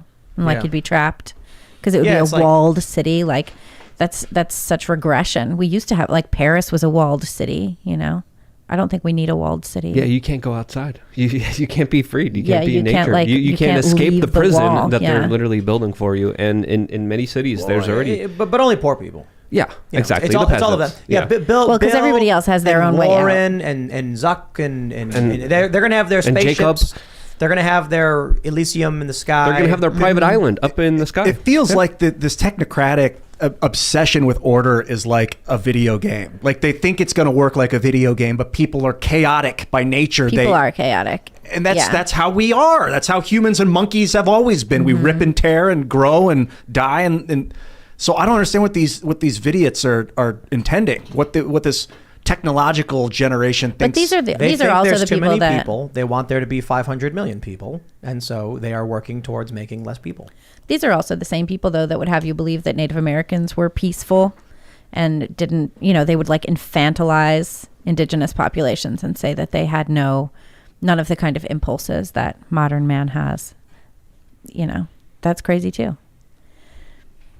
Yeah, we were talking about that a couple days ago on the show. I think we had a interesting conversation about that as well. There's a lot of things that we don't know, especially when it comes to history. I think, if you think the news is fake, wait until you find out about history, and you really examine who's telling us these kind of narratives. You kind of have to ask yourself, why are we being told these specific things? Why is this being reiterated to us? And at the end of the day, I think a lot of it is to weaken the human spirit, the human will, and I think largely, trying to understand it, I think it's difficult for many people because it's impossible to get into the mind of someone who might be a sociopath or someone who truly is a part of maybe a larger energetic demonic world out there. So there's all potentials out here. It's not worth speculating, but it is worth documenting the things that they do and the effects that they have on humanity. And you cannot argue that within the last 3 years, all the centralized policies have wreaked havoc on the average human being. We have destroyed our way of life. We have destroyed our physical health, our mental health, our intelligence, our ability to have family members to procreate and live life here on this human planet. We've destroyed all of that because we have given authority to the government. And I think the more that the government exists, the more that they do, the more that the average human being lives in havoc. The less government does, the less havoc we have. And I think this is why, one of the answers is decentralization. I mean, I think in a lot of cases, everything that you're saying about, how we did that, I think a lot of it was not people giving the authority, but having the authority taken. And us just looking at it like, oh my goodness, they're doing this, they're taking this. I think that we were relatively complacent about the luxury of our lifestyles, about our ability to move and exist freely, say what we think, seek the medical treatment that we think is appropriate, all of this. And I think that a lot of us, I know that I was, despite everything, sort of shocked to see how the government just came in and obliterated our rights and just completely took them away, started lying to us about everything, right? I mean, if we've talked about this, like stay in your homes, don't go to work. You're massively germy, except if you're protesting Black trans lives in front of the Brooklyn Museum, then it's fine. And it was just so shocking to be lied to consistently and to be told that those lies were truth. And you're just standing there with your mouth wide open in shock to be told this after here you thought you were in a democratic system with good values where we all agreed on the Bill of Rights, and then just to have it squashed. I mean, I don't think that we necessarily gave the authority to do all of this to the government. I think it was taken and we were stunned because we didn't expect it. And I think you can look at that in a number of areas of American life, including education. So I talk to a lot of people who are education activists, particularly conservatives and parents, who realized only during, we only really realized during the pandemic when school came home and it turned out to be trash, what was being done to our kids. That this indoctrination was already in there. It had been in there for years. It wasn't new. The only reason it's in the news now is because it has been realized. So people trusted all of these systems. We trusted our institutions. We trusted our, government to a large degree, only to find out that they were deceiving us successfully. And then the people that sat by and said nothing or did nothing while it happened are, I think Martin Luther King would say, was it that the evil will come from the men that see evil and do nothing? Right. Or say nothing. I had some weird quote like that. Right. A lot of people just went along with it. All that is required for evil to triumph is that good men do nothing. Right. Yeah. And if you don't even see it, if you don't see it happening, if it has been if that evil has been so successfully obfuscated, then you're just stunned when you realize that it's Edmund all Burke. around you. Ooh, Edmund that Burke. makes sense. Yeah, the term expert, that is a way to obfuscate evil for sure. Because if you tell someone that an expert is claimed or an expert's here now, appeal to authority. Yeah, I generally want to listen to people that are experts at what they do, but it doesn't mean that they're right. Right. And the siloing of information, I think, was a problem. When you go to school, it used to be when you go to school, you could become a generalist. The idea was that you would know a little bit about everything, and this was a good thing. Yeah. And now they're still, they're like, oh, career classes in middle school. And it's like, you don't need that. Yeah. The last thing you need is a career class. What you need is an art class and a science class and what doctors need is a health class as well, like a food health class and a medicine health class. I just want to add to your Barry point Weiss's, here. I just want to add to your point here because you talked about a little bit of the censorship, and I do believe if it wasn't for the censorship, the lockdowns, the mandates, the ridiculousness, the punishing of individuals would have not lasted as long as it has. But because of the centralization of our information and our thoughts through big tech social media algorithms, I think it was the only reason why they were able to get away with so much atrocities, with so much bullcrap against the average human being.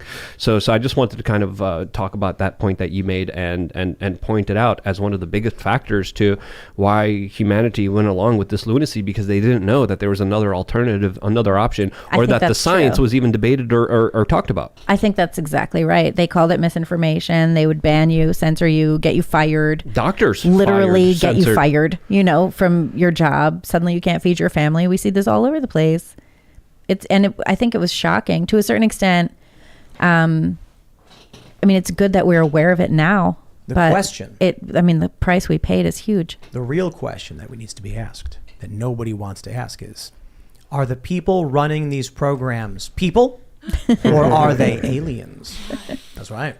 My son was asking me that the other day. He's like, Mom, what if we're the aliens? And I was like, That's panspermia. What if aliens, what if we started the SETI project and we send out, was it Voyager with that golden disc? Is that what had it? I think so. Yeah, the record. The record on it? Mm-hmm. What if aliens found it? And they were like, these people are so dumb. And then they came here and they were like, we're in control now. What if they found it and they were like, these people are so intelligent, we just can't possibly go to that quadrant? Yeah. Yeah, people are definitely afraid of the unknown. And if you can't see what the virus, then that's a way to scare people. Like if you see the lion charging through the city, you at least know what to fear. And if the lion gets killed, everyone knows the danger's over. But if you can't see it, if aliens want to get us, they'll be like, LOL, let's give them an invisible threat. It just feels like everything we saw over the lockdowns was like a test. Will people, will you pull up into a parking lot and inject a foreign substance into your arm from a stranger? Now, I understand that you trust the people on the TV box when he says, go to your local 7-Eleven parking lot. But I kept telling people, please don't do that. Please go to a doctor. Because, we don't want to normalize a culture of walking up to a random person and being like, yes, inject me with that. You want to go to a doctor, ask the doctor, let them figure it out. And doctors aren't always right or whatever. But the point is you're safest there as opposed to the guy at the 7-Eleven parking lot. This is not a dead show. Don't just take what the man offers you. Isn't that crazy though? Yes, I feel like, taking crazy pills. Ian's confused. Well, I'm thinking technically wait, isn't it? If you go to a dude and he injects you, he's drugging you. Maybe they don't use that phrase because the guy might be considered a doctor and it's supposed to be a healthy thing he's putting in your arm, but he's still drugging you with a drug that could be good for you. You don't know. You just look, you get a prescription from a doctor. You go to a doctor, this is what I was telling people, go to your doctor, say here's my history, here's my risk factors, and let them tell you what's right or not. You don't want to imagine, I'll tell you this. Let's say I love using the plumbing analogy. Let's say your toilet bursts, just crap everywhere, and it's a mess, and there's water spraying all over the place, and then bits are floating on the floor, and awful. the cat stepping Keep going, in. this is good. And then, so imagine you decide, I got to get this fixed. So you pull into a 7-Eleven parking lot where there's a random guy, and you say, hey, come fix my toilet.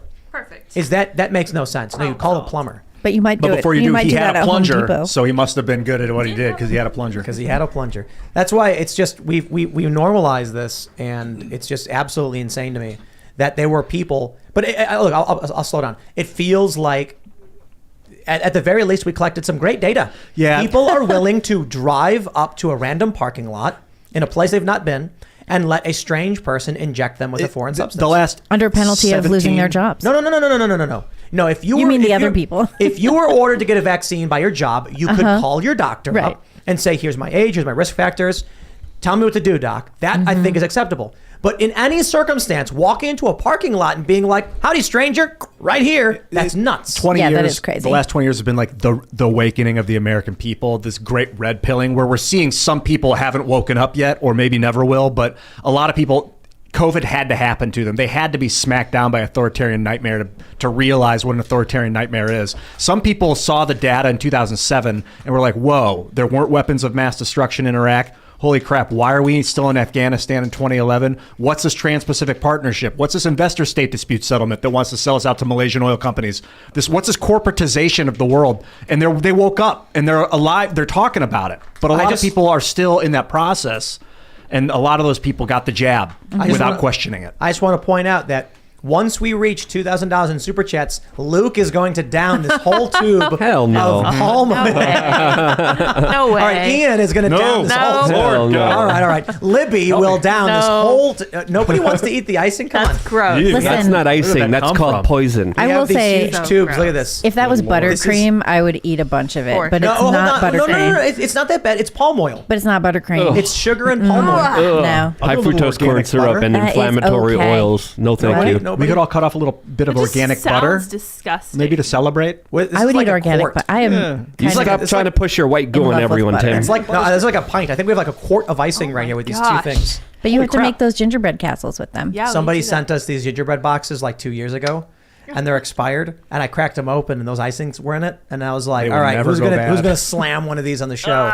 No, we have And to everybody make the said no. gingerbread houses. That's what you have to do. Yeah, or use it as glue or Do something. you eat gingerbread house? Like you're supposed to actually eat them? Not if you're really. desperate, you could. Yeah. If you're desperate, like You don't I used have to. think about that as an American. Like I used excess food to make a structure that I'm not going to eat. I know. That's I just get a so For sad. decoration, it's a food structure. That's so weird. I don't used like to eat food them. structure. All right, let's. So now that we've done a weird break in the hard politics, we're going to segue to this story Oh boy. from Yahoo Entertainment. Alec Baldwin may soon be criminally charged in Russ shooting. New letter shows. We got him. We got it, We boys. finally got him. Can't believe how long it's been. Dun, dun, dun. I was worried he was going to get away with it. I heard he was like locking up his house and everything. His $29 million house. Oh my Like, goodness. he's He serious. can't- Didn't he just have a baby? Didn't his Yeah, wife 7 just have a Can't baby? keep getting away with it. Apparently he can. And it is the shooting of, God rest her soul, Helena Hutchins. Yes, Who correct. lost her life on set after Alex Alex? accidentally.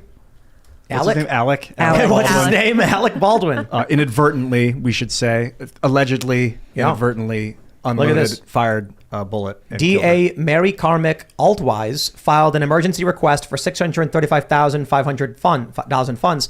She says are necessary to prosecute up to 4 people in connection with the accident. The LA Times obtained a letter in which Carmick Altwise lays out her office is considering homicide charges as well as gun violations. So we don't know for sure who those people are, but come on, why would it not be Alec Baldwin?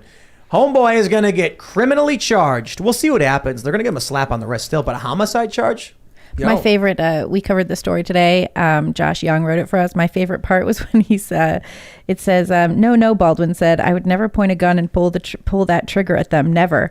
In August, an FBI analysis concluded that Alec Baldwin pulled the trigger of the gun that killed cinematographer. Yeah, I think it's, obviously he pulled this trigger. Obviously he did this thing, whether he intended to do it or not.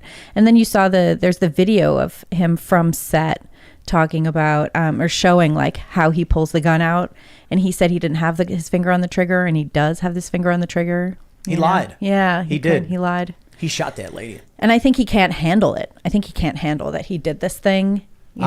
I said it way back when, and I'll say it again. but I think he probably did it. The simple solution is that he intentionally killed this woman, and the conspiracy theory is that this weird Final Destination-esque thing occurred where he accidentally shot and killed her. Like, the crazy thing to me about the whole story is that, let's say the wrong person had the gun and then real bullets were accidentally put in it. Alec Baldwin still would have had to have pulled the trigger while pointing it at her. Yeah. And so it's like, you can believe this thing happened where like the gun is like on the table and then someone like slams the door and it falls down, lands perfectly upright, and the whatever it's called, the revolver, the wheel comes out, and then bullets roll and then fall and land in it perfectly, and then it rolls over and closes, and then someone Right. picks it up and puts it back on the counter, and then they open it and then hand it out. Like all those weird things could have happened, I guess. Anything crazy Or, could happen, but you know, Alec Baldwin just killed a lady that he was That presumably seems more likely. fighting with over what was going on in the set. I think someone hated Alec and loaded that gun behind everybody's back, and then they just, because they were so negligent on set, no one checked it, and then he went and he was toying like he was an 11-year-old kid, like, I want to kill her, and he's like fantasizing about killing her with an empty gun, and then there was actually a bullet. But so here's I think here's that's the thing. a pretty Ian. good, The issue with that is that it assessment. requires you to make up a circumstance. That's for sure. That's The, that's my the most my likely my outcome. scenario is that Alec Baldwin was seen in a meeting with her.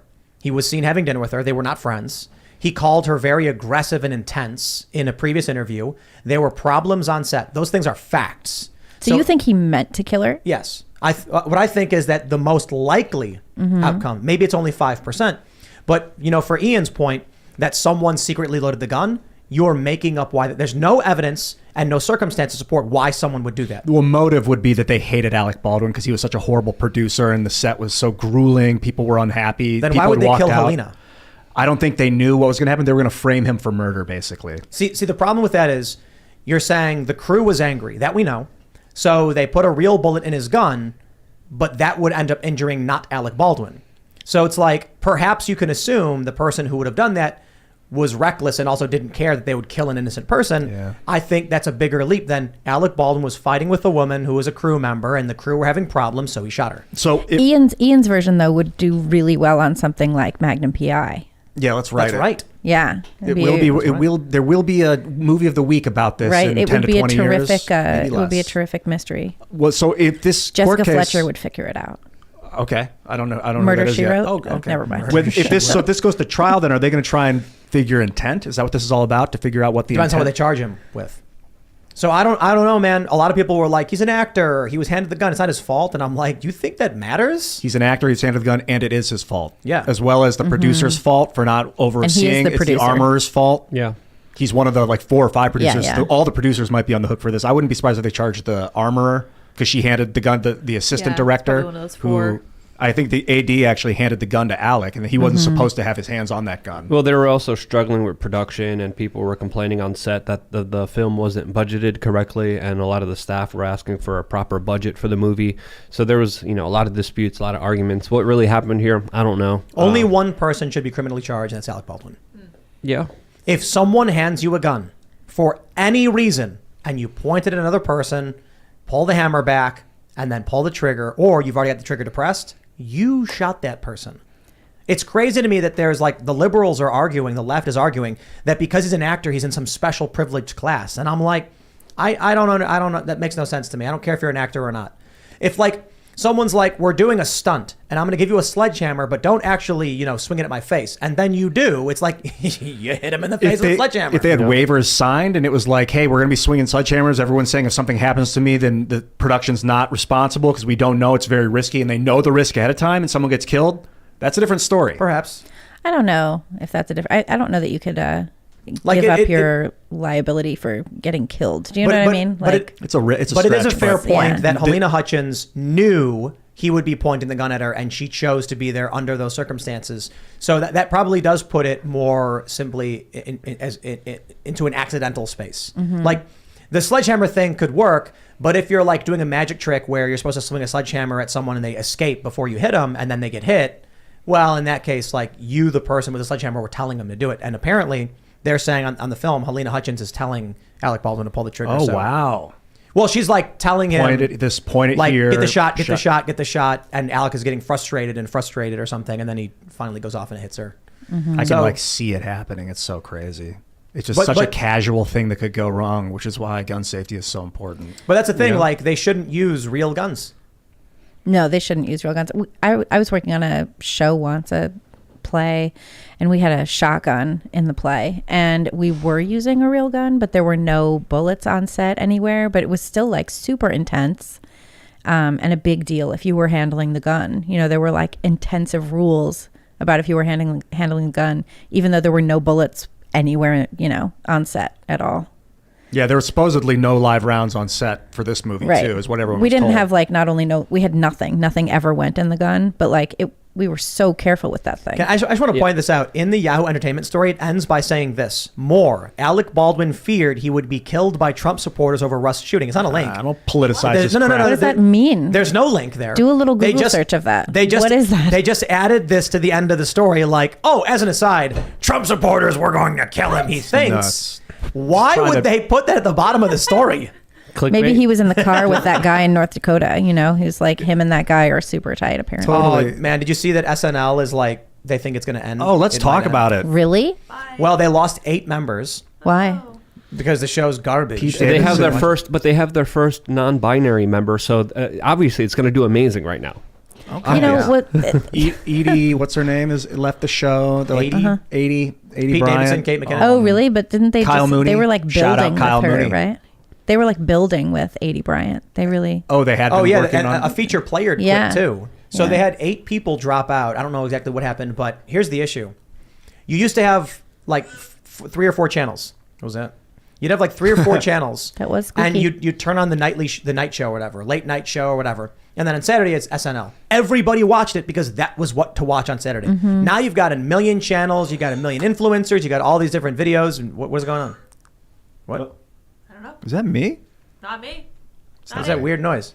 It's not it. Did you hear Luke, what are you that? doing? Anyway, the point is, It's Luke. SNL doesn't matter anymore because there's on-demand video. You can watch it anytime. They should just call it NL. They should just do sketch Or comedy. Just L, just live. They should make a YouTube channel where they randomly just upload Yes, sketch comedy. that is That's it. exactly what they Yeah. should do. There you go. Forget the Saturday night thing. It's grueling for the actors anyway. They all know it's like boot camp. Plus, it's not funny. Yeah. It's stretch. It's like they're. I don't know. I don't watch it anymore. To be No, I honest. haven't watched it in years and years. I've seen some real painful sketches. I think Kyle Mooney's a genius. I love I've the guy. rewatched more Monty Python than I've watched. Yeah, comedy Any should be news free, anyway. and it should be a critique of our society. But now our society can't be critiqued. We can't laugh at certain ideas. We can't laugh at certain hot button issues, which defeats the whole purpose of comedy, which of course it was kind of a tool in society that made things easy, that made people laugh, that brought people together.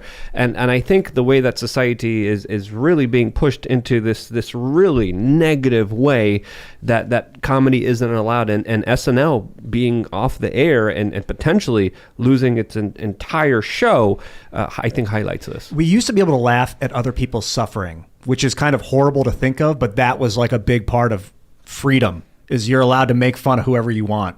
And this moral police of today, even like in Canada, like you might even get arrested for doing it sometimes, for making people uncomfortable or whatever. Justin Trudeau. Well, no. If like you make them uncomfortable by saying naughty words, perhaps, but if you make them uncomfortable by wearing big old fake novelty size Yeah, breasts, now we're then you're- talking. Then good. you're accepted. You can do whatever you want as soon as you got these things on. I personally don't like making fun of other people's pain. I don't like doing it personally. I see someone do it to someone else. I find it derogatory and hateful. I'm like, well, I don't like that. But that's comedy, man. That's the history of it. And, you know, damn be the consequences, I guess. Maybe.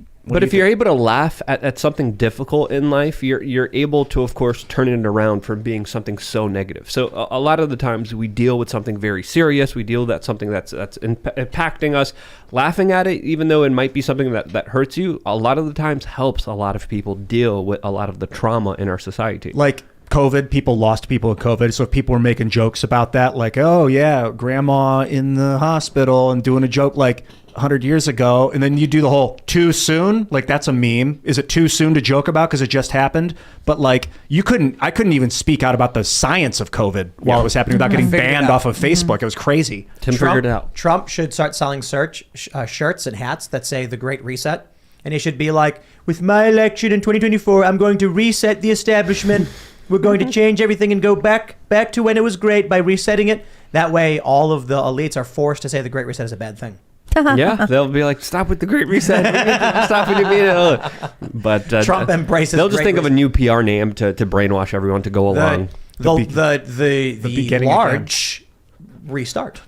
The large restart. The large restart. Just the future enslavement. Yeah, that's another way Future of just enslavement. saying it. The you will own nothing and be happy. Just the future boots stomping on your face. It's forever. totally trendy and cool. Totally. Yeah. I never understood the bug thing because chickens eat bugs. You know what I mean? It's like, why can't you have chickens? I don't get it. Well, I think it's also why they're pushing for a meatless society, why Bill Gates pushes this. PETA also just came out with a new push and call saying that if someone eats meat, you shouldn't have relations with them. That was their latest PR campaign. And if you look at, there was also a new study that the New York Post actually talked about today, highlighting specifically people who are vegetarian and vegan are twice as likely to become depressed than people who eat meat. And I think, a lot of this is correlated, and I think they want you weak. They want you fat. They want you obese. They want you unhealthy. And this is a part of the larger agenda that is really about enslaving the rest of humanity. They also really want you to not have sex. Have you noticed that?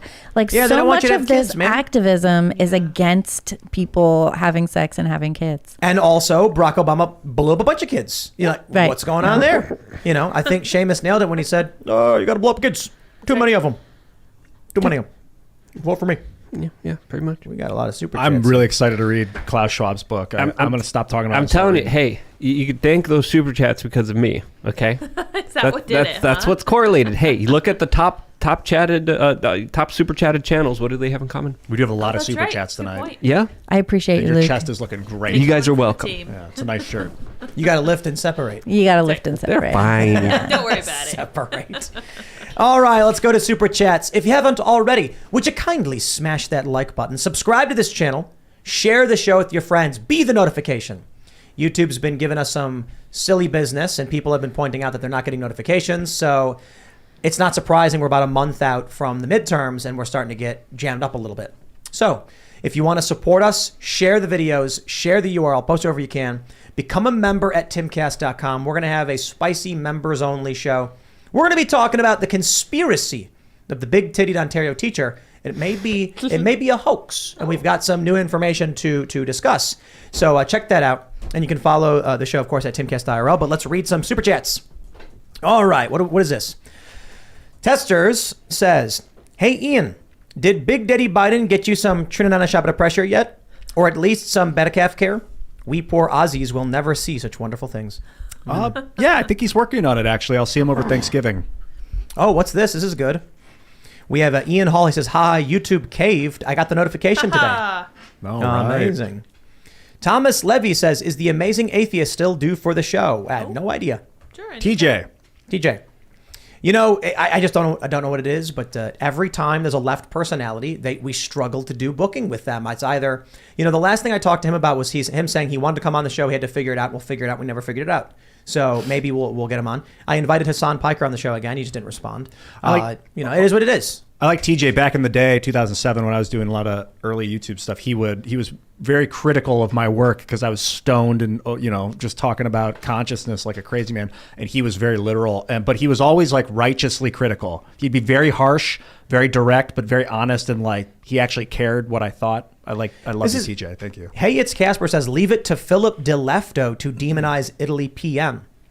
That's weird because Phil was very libertarian. I watched the video. It didn't seem like he was calling her far right, but didn't seem like he was demonizing her. Did you see his video today? I haven't seen his video today, but he's pretty much like CNN light. He pretty much just regurgitates the establishment and what they say, the corporate media agenda and narrative. He just pretty much copies and pastes it. It's like he lost his energy for the job, and he's just like, I'm just going to say what the corporate media says. No. I don't think he's ever been a guy who fact checks.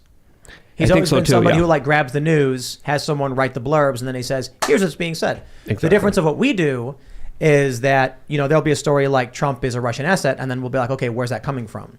And then we'll come on the show and be like, "How can that be if X, Y, and Z?" Yeah, let's look at the evidence. Yeah. Let's see what they're saying. Let's see why they're saying it. Let's see if there's any actual validity to these rumors, and let's look at the sources. And I think- and critically think. No one does that anymore. And the obvious reason that this show is just plainly better is that Philip DeFranco is he doesn't have the big bazungas that Luke Yeah, does. I know. absolutely. Not yet. Not yet. I'm watching you, Yeah. Phil. He's another. I think he'd be a great guest. He's a little plump. Oh, But I'd he love would to be have him great. on. I would He's love to awesome. talk to him I love him, man. about He's the great. political ideas, just to get a deep dive into his head, what he really believes in, what he really thinks, who he really is. Yeah. I think the last time I ever said anything to him was when when Acosta tried grabbing the mic from that White House aide, and then the left was claiming that she jerked it away from him, and the right was claiming that he tried to grab it. Or no, he was holding the mic, and she went to grab it, and then Acosta pulls his arm down, like jerking it away or whatever. And the left was saying that she tried grabbing from him, and the right was saying he tried pulling it away from her. And my attitude was just kind of like, why should it matter either way if the aide, who is the the person giving out the mic, says, "Give me the mic back," and you don't do it? How is Acosta in any way anything but the bad guy? But then he messaged me like, "Do you really think that's what happened?" And like that's the last thing I think. There may have been something else. Last time I saw him was at a hotel room in San Francisco for YouTube Live in 2008. Was it 9, 10, something like that? We talked about Zelda. No, I think it was Ocarina of Time. No, let's read some more. Dano says, Dano, "I'm not gay, but Luke knows how to sell a shirt." Damn right. That's right. I'm very Desperate times distracted. call for desperate measures. That's right. Oh, did you guys hear that Canada's ending the travel restrictions? Yes. Yep, Sure all of them. did. I want to go. So No. I got a handful of people from Canada we want to invite down now. When is it ending? I don't know. Look. I think officially it's already over. Oh, now. wait, October wait. 1st. But the U.S. still has them, don't they? No, it's October 1st that you're going to be allowed to leave Canada. But to fly into the United States, you need a vaccine. I think don't it's you? by don't airline, think so. and I don't think it's being practiced. I will say when the last time I was in Canada was probably a year ago, and I needed a vaccine card to get in, but not to get out. We got And a I super drove. chat here I was driving. that's going to require a Polish fact check Oh, correction good. from Luke. We have one here. And I'm hoping you. I think Luke will get it because he speaks Polish. I don't. JT Fire says Lucia Rudkowski was born. Lucia. Yeah. That's So what's you. what's the correction if I'm not mistaken, Luke? Well, my dead name is I'm just What messing around here. what should it actually be? What do you mean? Your feminine form. the It's not feminine a form. feminine for Yes, there is. for Luke. Your Luca. no, your last name. How do you Oh. say it? Oh yeah, Rudkowska. That's right. It Oh should be, yeah. You totally, How did you not get that? You totally misgendered me. Hey, what are you doing there? It's Lucia Rudkowska. Yeah, and is it just Polish that does that? Yes. I Well, thought I it was think other Russian. countries. I think other Russian countries does do that that as too. well. Yeah, Doesn't- the A yeah. is replaced with the I usually. That's so weird. It's like two different last names. Though. Yeah. That's why Russian novels are so confusing. Like War and really? Peace, yeah. Oh, because they say A and E. Yeah, and it just To be switches Lucia around a lot. Rudkowska. Damn right. That's right. All right, let's see. Raymond G. Stanley Jr. says, Tim, last couple of months I noticed your move from not just preparing us, but towards positivity. It's like you reached out and laid your hand on the big brain Biden bug, then declared it's afraid. Yes. Something like Nice that. work. I just think there's a secret to life, and it's chickens. They're phenomenal. He's hacked it. They're just, you get chickens, they make more of themselves, you eat their eggs. It's amazing. I had a dream that I was eating their eggs. Really? You had a dream about chicken You eggs? eat eggs like all the time. I was going to dude. fry it in the waffle griddle thing that we got. Oh, that sounds like Apparently, a you good do idea. that with a little salt, and it just Wait, what Really? happens? Do you end up I haven't with found out yet. weird pocky eggs? Maybe.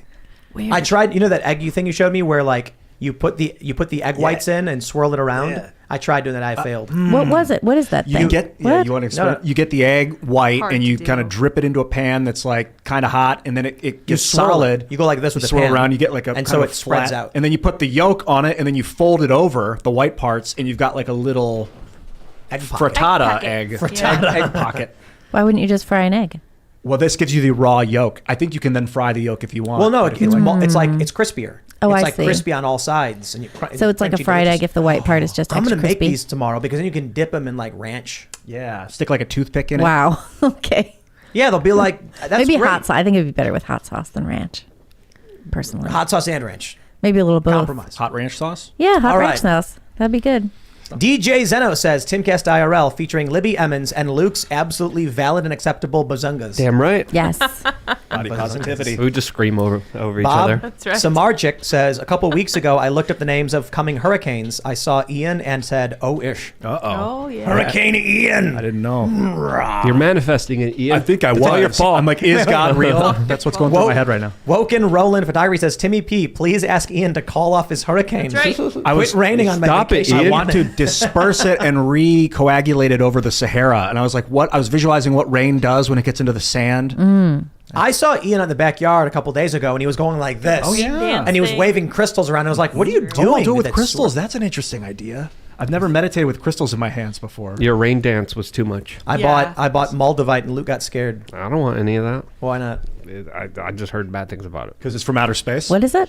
Moldavite. Moldavite. You've never heard of Moldavite? No. It's this. This is a piece of it. It's volcanic. It's not volcanic glass. It's meteoric glass. Yeah. From What's a meteor that meteoric struck glass? Moldova. People report Oh. having entities come to them when they have that. It's like a magnet. So Yeah. a meteor hits Moldova, and then it created glass in the impact. That's cool. And then I got a couple pendants that you can wear, and Luke was like, "Oh, dude, you better keep that away from me." I don't want it. I don't want your bad juju. Where did the ghost come I from? slept with it on as a pendant. the ghost came and- from the pendant. Nothing happened That's so We'll see. weird. That you know of. that I know of. I had a Yeah. normal night's sleep. My recovery was fantastic, by the way. There we go. Magical. All right. Hey, if that Speaking does to it.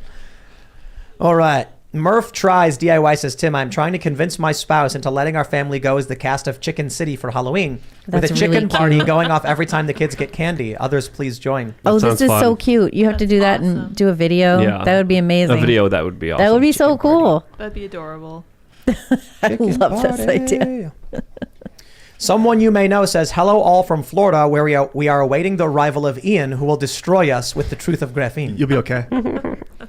I was thinking of going for Halloween as that Ontario teacher The way Yes. you disperse weather, so the clouds are magnetic and your body also has a magnetic field. I imagine putting positive energy into the cloud, and it kind of like when you drip oil into water and you see it like shoot out in different directions, you can disperse. Also, you can use the sun to kind of heat the cloud and dissipate it that way. Okay. But doing it without at night is kind of confusing because it's not above you. You have to imagine it there. It's very interesting. So it might be more of a subatomic thing. Joe Spinella says people should look up the Hatfield and McCoy feud, which was basically a civil war within the Civil War with both sides of the families intermixed on both sides of the actual Civil War. Crazy. Oof. Wow. That went on for a super long time, too. Yeah, really long. For 30 years, 28 Yeah. years. Grey Jedi Outcast says, what separates a man from a slave? Nobody knows this one? Ability to choose. A Freedom. man chooses.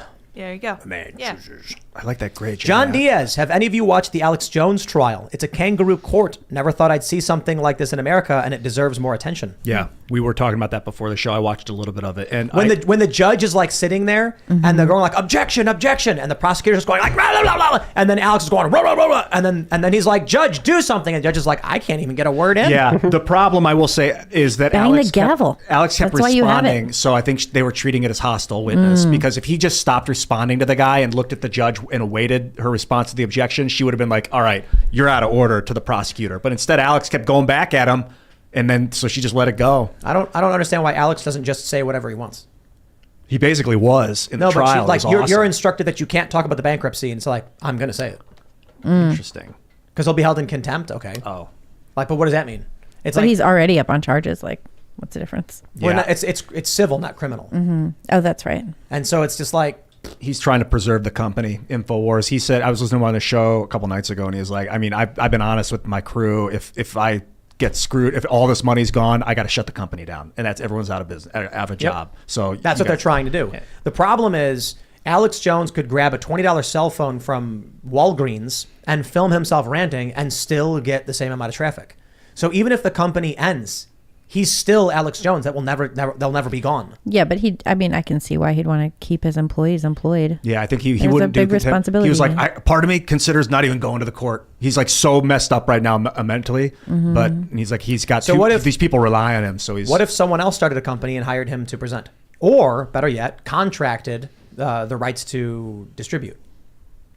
Who would do that? I wonder. Be I don't interesting. I don't know. I'm saying like, so they went after him because one of his employees started a nutrition supplement company that resells InfoWars products, and they're like, you know, this guy who used to work for you is selling these products, and you benefit from it. And he's like, I sell them products. Like I don't know what do you like. Are they going to try and go after a third party company that's selling supplements? Well, they do that, right? They do what? I mean, if you look at the people who go after companies for, they go after like advertisers. Only all of thing these they people. have to go after Alex Jones on is defamation. They can't go after a random company started by some other person. But it's the kangaroo shit. You got to listen to Ricada Law talks about it too, and Robert Barnes was being real clear about it. Like, this is a situation where they're attempting to make it illegal to hurt people's feelings because he defamed. I guess he said some stuff about some specific people, but there's other people that haven't even been named by Alex Jones that are like piling on this lawsuit. This is according to Robert Barnes, and trying to make money off of the way they felt as a result. Whether or not he put them in danger for naming them, that's a different story. I would highly recommend watching the Alex Jones, Robert Barnes clip from a couple days ago. They were talking about it. About the trial? About the trial, yeah. Ethan Reed says, hate is absolutely a weakness. Emotional reactions have nothing to do with instinct. Instinct is a reflex. Emotional responses are more thought out. That's why we use different words to describe emo. Do you mean logical responses are more thought out? My point is, you want to behave rationally and logically, but I don't demonize someone feeling a thing. You want to be in control of your emotions and feelings, but yeah, there you go. Shinobi Kenobi says, sorry, Ian, I don't want you in my foxhole. I don't know what that's a reference hopefully to. we won't have to share one, brother. Andrew Lant says, holy crap, Tim, no. Hatred is evil. One of the few times I may agree with Ian. Love thy neighbor as thyself. Love your enemy. Defending hatred may be the most anti-Christ thing I've ever heard. Well, I think people have hate within them.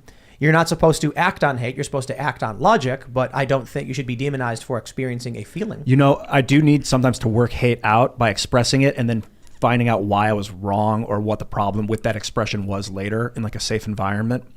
So it's something we do need to let people continue to express their hate openly. That's protected constitutionally. Group B says, I noticed Arizona green tea at my local gas station went up 30 cents. Mm-hmm. Can anyone confirm? Proof of inflation. Ian, can you please harness your energy power to control the pathway of the hurricane? Yes. Whoa, Colin says, wasps pollinate figs, which are the most consumed from the planet. Thanks, Ian, for always asking the questions I'm thinking. I never knew that. Isn't that crunchy thing in figs wasp?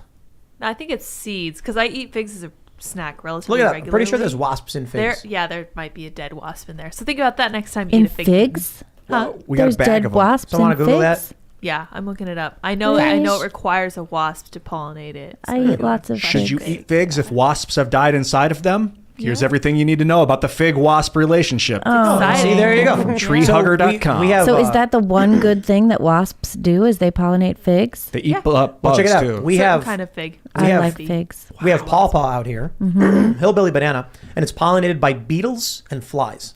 Gross.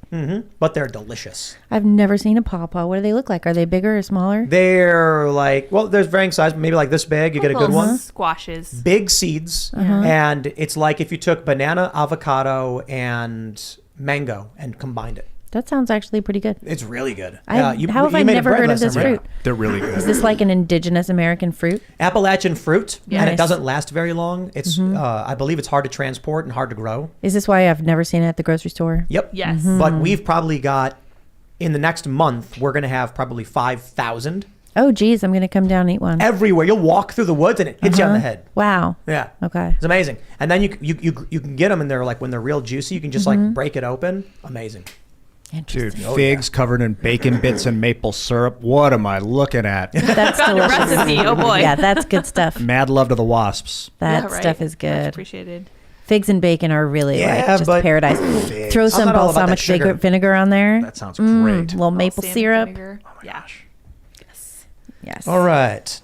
Preshelto Lives says, we have been in a civil war since the summer of love. Our streets and neighborhoods were under attack. The attack was physical, mental, and economical. P.S. Tim, do a tour and start a music label, please. We're working on it. And we have a call with some big industry guys tomorrow. We're going to be, we got a bunch of songs in the works. We've got a top secret plan with another company. I just want to tell you, they're so angry about the success we've had with the music we're putting out. And it's just, it's really encouraging. Salon wrote a hit piece claiming that my music was like white nationalism or some other nonsense. That is such garbage. I'm like, it's the only It's thing they nothing have. like that. They got But your like- bright eyes. It's nice. But like they're so threatened by it. The opening paragraph was, if you're not into politics, you may be confused why a horrible emo song was #2 on iTunes. And then I stopped and I was like, #2 on Billboard, but carry on. And the point was clear. They were pointing out that many people saw this top tracking song and didn't know anything about me or whatever and said, oh, here's a song, and listened to it, and it started trending, and then it hits the charts. So they have to intervene. They have to be like, that song you heard? Fascist. It sucks. It sucks. It's really bad, and you hate it. But the bad news for them is we actually got a ton of industry support since that song came out because it did so well. Basically, it comes to this, and this was kind of the point. Industry people want to be in the top of the charts. So when they see that we put out music that worked and we don't have any representation or any kind of industry connections, they come to us and they're like, we want to have our name on a song that's #2, so we can help you do better. And so now they're like, we're working with these guys, and they're like, we're going to do the release so well next time. It's going to hit #1. It's going to be big. We're going to get you on radio. We're going to get it done right. And I'm like, cool, yeah, let's do it. So we were planning on releasing a song recently, like in the next week or so, but we're going to wait because we're going to do a strategy meeting. We didn't do any of it right. Like the YouTube views didn't count towards Billboard, and we got to make sure that everything is done properly this time. Oh, So quick it's gonna be aside. huge. Fig wasps spend their larval stage inside of figs. Interesting. There you go. What the hell? Amazing. And then you eat them. And then you eat the wasp? I'd rather talk about music, but that was just stuck in my head. Maybe if we just It's put crazy, dude. Redacted said Trump should rebrand MAGA to the greatest reset. It's better that one. It's better that one that's just great. It's better than one that's just great. And wokeism shall henceforth be called woke supremacy, just as oppressive, but with rainbows. I like woke supremacy. It should be like a glitter unicorn Woke puking supremacist. rainbows. Yes. I'm gonna start saying woke supremacist. You're a woke supremacist. I think Yeah, that's like that. great. Yeah. Who coined Woke that? We supremacist. should give them credit. Redacted. Yeah. Very good. All right. Raymond G. Stanley Jr. says, guys, what are they going to do in the mountains? Cali is huge. Not everywhere is sunny and beautiful. Imagine Colorado stop water to them. Cali may be doomed. Yeah, so they banned the heaters, but there's a lot of mountains in California. So you're going to be like, how do I heat my house? And they're like, oh, good luck. Yeah. Chop down trees, I guess. Yeah, And I looked up. yeah. I looked up the record low temperature in California is negative 45 degrees Fahrenheit. Whoa. It gets cold. Top of especially It does in get cold in the California. mountains. Yeah. Yeah, I shot a movie up in Big Bear. That was frigid. Yeah, it's really cold. All right. 79 Mike Larry says, plot twist. The rest of the celestial beings in the universe refuse to make contact with us, and we are making contact with a fallen race, demons. So we're like the outcasts of the universe. This is like the poop that landed in our ocean. It was the alien poop, and then it formed into us. Oh, Yes. Oh. well, I guess. All right. Kefka says, Tim, could it be they overcharge him knowing the charge can't stick just to put him on trial and then he gets off with no charges? I'm assuming Alec Baldwin, but yeah. They could be like, we're charging him, and then he's found not guilty, and they go, oh, look, he was not guilty. You know what I mean? Does that happen where they'll charge people for excessive crimes they know they can't get them for just so that they can find them not guilty? Well, that's a political question, but I'm assuming it's within the realm of possibility. I don't know how often. They also overcharge sometimes so that they can bargain them down. Or It seems highly plea unethical, bargain them but down. I would imagine it's... That's something that happens a lot. DAs do that. They'll throw all the charges at a person and then just get them on the last couple or whatever. All right. Joshua Renner says, I've spoken to a retired set builder.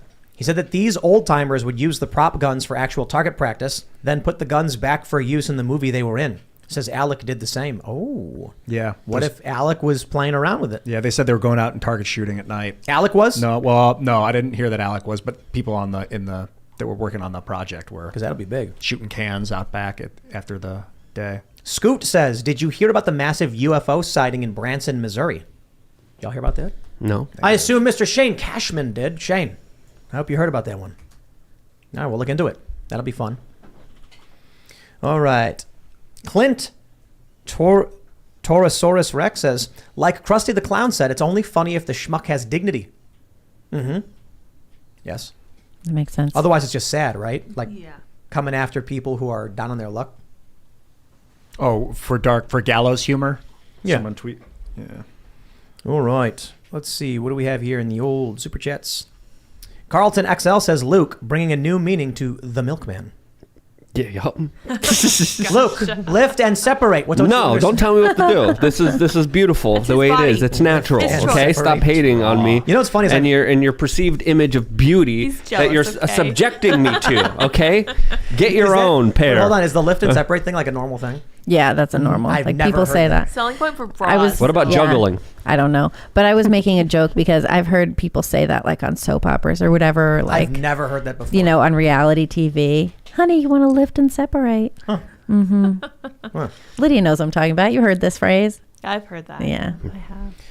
All right. Helican Drummer says, I'm writing a book on morality based on evolutionary purposes of emotions. Hatred is a negative state, and it has a negative health effects in the long term. Anger is our drive to face a threat, but is irrational if there is no threat. Agreed. Well said. Interesting. Winston Alexander says, Global Citizen is a UN globalist fundraiser. Crowd also booed videos of Biden, Trudeau, Macron, speeches about menstrual poverty, food, climate, billions raised. Only results shown, a villager got a few chickens. Hey, whoa, whoa, whoa, whoa, whoa. That's a result. That is a result. That's a result. Not nothing. But it's actually really cool to hear that they booed everybody because it shows that, people aren't taking this, even in New York City. I assume they were probably booing her because they were Bernie bros, like Bernie supporters, which are like, we don't like the corporate Democrats. But it turns out they don't like any of them, so I'll take it. There you go. Okay, what do we got here? All right, let's see. Aaron Neal says, you haven't mentioned the female West VA senator who you vowed to raise heck against. Oh, Crapido. That's her name, right? Crapido? Yes, Shelley Moore Crapido. Sounds familiar. I thought you just said crap dough. I Crapito. forgot. Crapido, I forgot. Yeah, because she supported the gun control stuff. Well, we got a lot of work to do here in West Virginia, so we'll make sure we always rag on Crapito. Oh no, the Crapito was the porta potties I was going to buy. Her name's Capito. Johnny on the spot. Oh yeah, it's Capito. That's her name. Capito. Yeah. So the idea Shelly was Moore. to buy a bunch of porta potties and donate them, and they'll say they'll be called Shelly Moore Crapito boxes. Mm-hmm. And then we'll donate them. Be like, you need a porta potty, here you go. You know where you want to donate those is the Women's March. Do you know that they're doing a big fundraiser because they need more porta potties? Really? For the march. Yeah, I get I'm on their mailing list. Oh my gosh, I'm sorry. Yeah, well, I'm on so many mailing lists, I got to tell you. But I mean, it's funny when I open my inbox and it's messages from Save America PAC and the Women's March. And I'm like, oh, hi, everybody. Yeah, that's you guys should really get together. But yeah, the Women's March is seeking donations for porta potties for the Women's March. Where are they marching? I don't know. Should we check? DC. Yeah. I think, right? Yeah, I mean, it'll be DC. Do you think they're going to be like chanting pro-war stuff? They might be out there with, Yeah. I don't know, maybe they should get some abortion pills in the colors of the Ukraine flag. Yeah, you go. speaking of Ukraine and Russia, I was just thinking about this. I hope that we can find peace with Russia and Ukraine and everybody else that's involved, because I think what's happening is the Russians want Black Sea access through Crimea, and they want those two freeways to the north. What freeways are these? Oh, here it is. Wait, it's 242 events from Washington, D.C. to Los Angeles to Elkhorn, Wisconsin, and Arlington, Texas. Thousands of fierce feminists taking to the streets. Women's Wave is here, and an ocean is coming. Women's March on October 8th will harness the power of our collective voices and carry our power all the way to the ballot box on November 8th. But powering our march will take resources. We need buses. We need hand sanitizer and masks, of course.